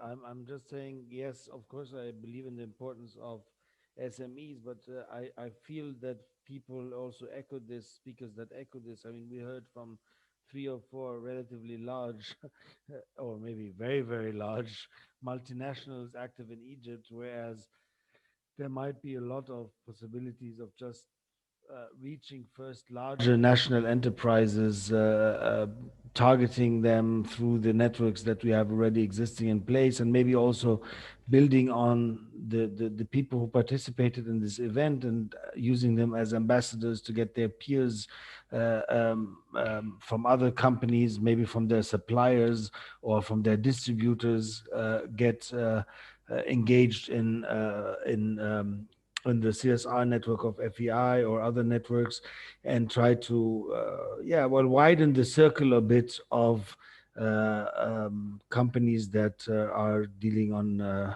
responsible business conduct issues or that in a responsible business conduct way. And I think this would be the first, I would target this as the first thing for an employer organization in Egypt to try to get the big ones other than the big multinationals engaged. So that would be my thing. And saying, because like you said, SMEs in Egypt differs from SMEs in Germany. So SMEs here are really a lot of times in a survivalist mode. So unless we can make the business case very strongly for them, and that would be, I think, very difficult if they're not engaged in international business, either as buyer or as part of supply chain, it would be very difficult for SMEs to do this topic. So I think targeting large ones and making sure that our colleagues in the enterprises that are doing these good jobs reach out to their colleagues and help us to get them engaged in networks and doing awareness creation activities for this segment, I think would be an excellent starting point for FEI. And like I said earlier, with your coordination and with coordination with you, we'd be happy to try to see what we can support in this. Perfect. Thank you so much, Farid. And of course, SMEs are not a homogeneous group, and not cross-border homogeneous, but country. That's very true. And we hear when we engage in this workshop very different definitions of what an SME is.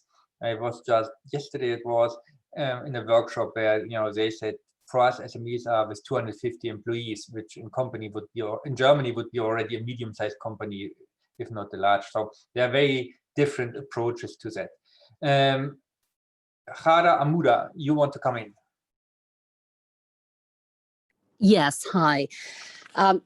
So let me just consider that it's always my belief that federations and business organizations, in fact, hold certain keys within the sectors that they are interfacing, interacting, and organizing.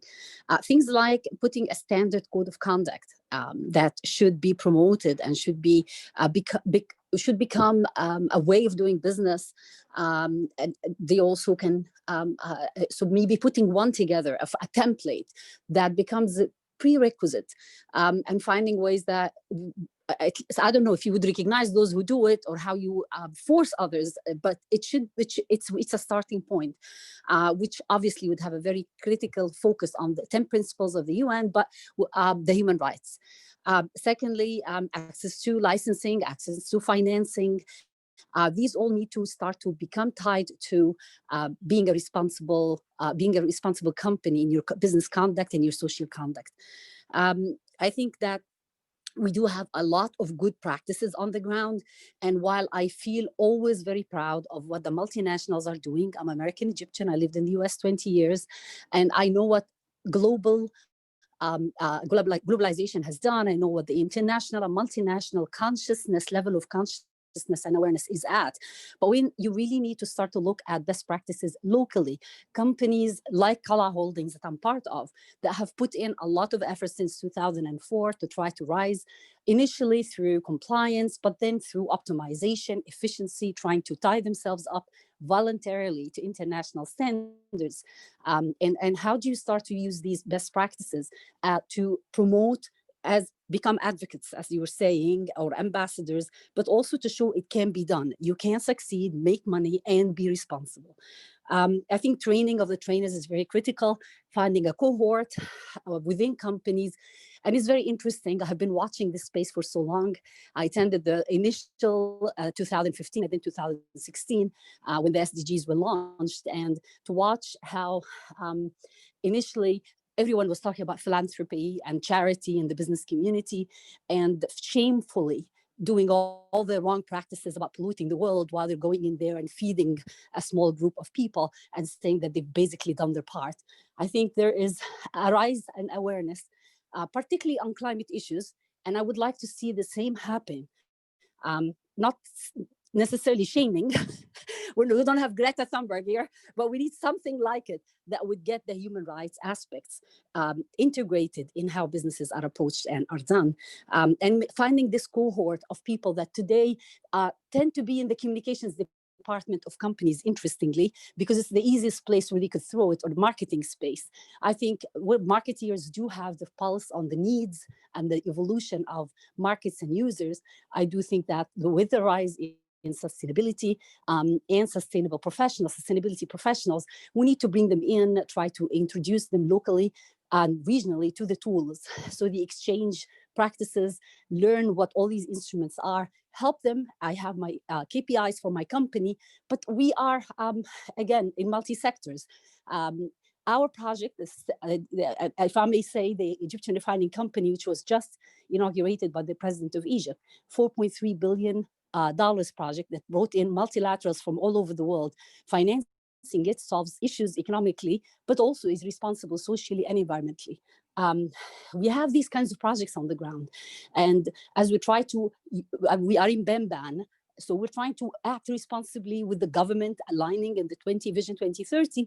But then in terms of, as you said, supply chain, how can I bring this forward? We're trying, we're doing our best. You need to bring in HR. HR departments should be responsible for making sure that diversity and inclusion and human rights are being observed across the board. So how do you train these cohorts? Anyway, these are just some thoughts, and I'd be very happy to work with everyone on advancing this. Thank you. Thank you so much. That was very exhaustive, and I agree with many of it. We're coming to the end of the time, and I give it to El Sayed in a minute to close this conference. First of all, congratulations that you survived 3 hours. So 3 hours without a break, that is quite amazing. So I agree. So honestly, thumbs up. Well done. Resilience. Resilient, yeah. In Germany, we say only die Harten kommen in Garten, which basically says, you need to be tough in life. So thank you for your resilience and for staying on. That is really appreciated. Thank you for your active engagement. We will follow up on this. So this is not the end of the story. El Sayed will follow up with you at national level, and that was the aim. But what we will do is we will, from the international level, also keep you informed whatever comes out. So first of all, we will send you the invitation for the supply chain conference we're organizing with WEF on 9th of November.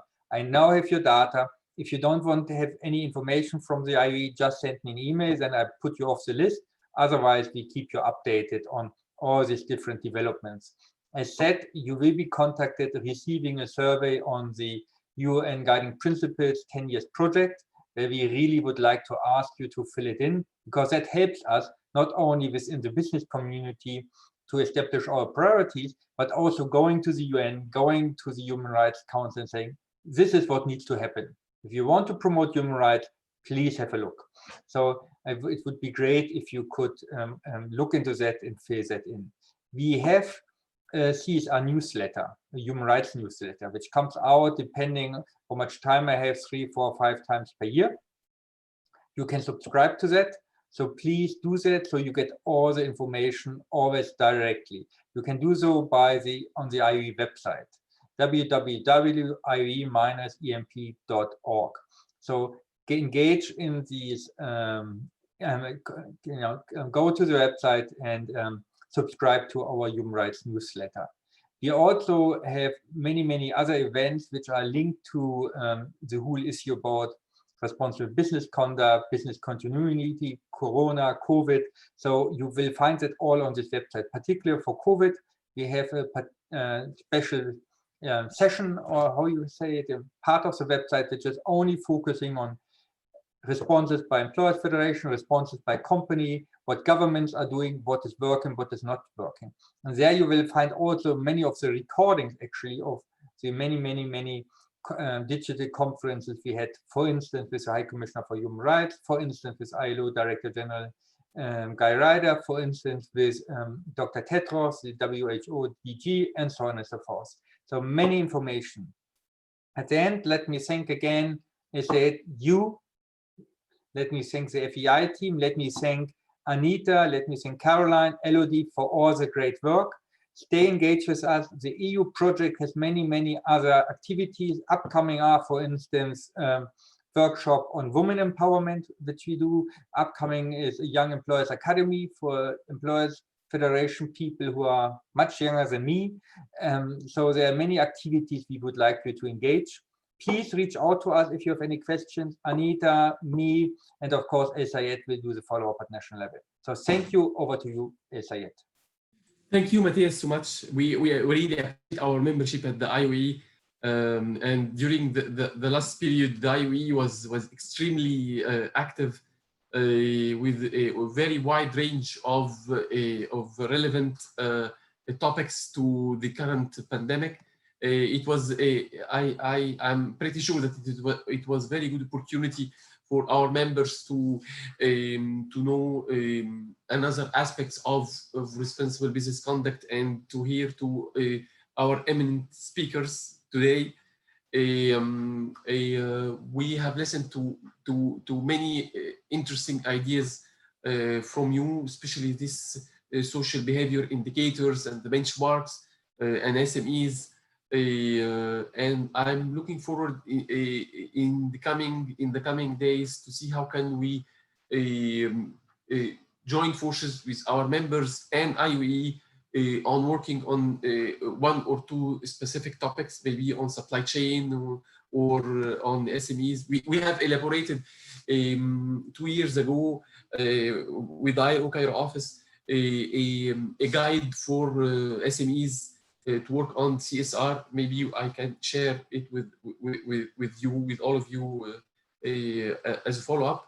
It would be, this is a very good opportunity also that our members can follow your activities and your webinars. So thank you again so much, Matthias, and the great IOE team. And thank you for Faid for his very good suggestions to cooperate as a follow-up on this workshop. Thank you all. Thank you, Matthias. Thank you all. Thank you all. Thank you for our speakers from Egypt, for sure. Okay. Thank you very much. Thank you. Bye-bye. Bye-bye. Bye-bye. Thank you very much. Thank you for the great workshop. I really enjoyed it. Thank you, Dr. Said, for the invitation, and looking forward to see you in person. It was a pleasure seeing you here. Thank you. Thanks, Dr. Said. Take care. Thanks, Ahmed. Thanks for your intervention. Thank you.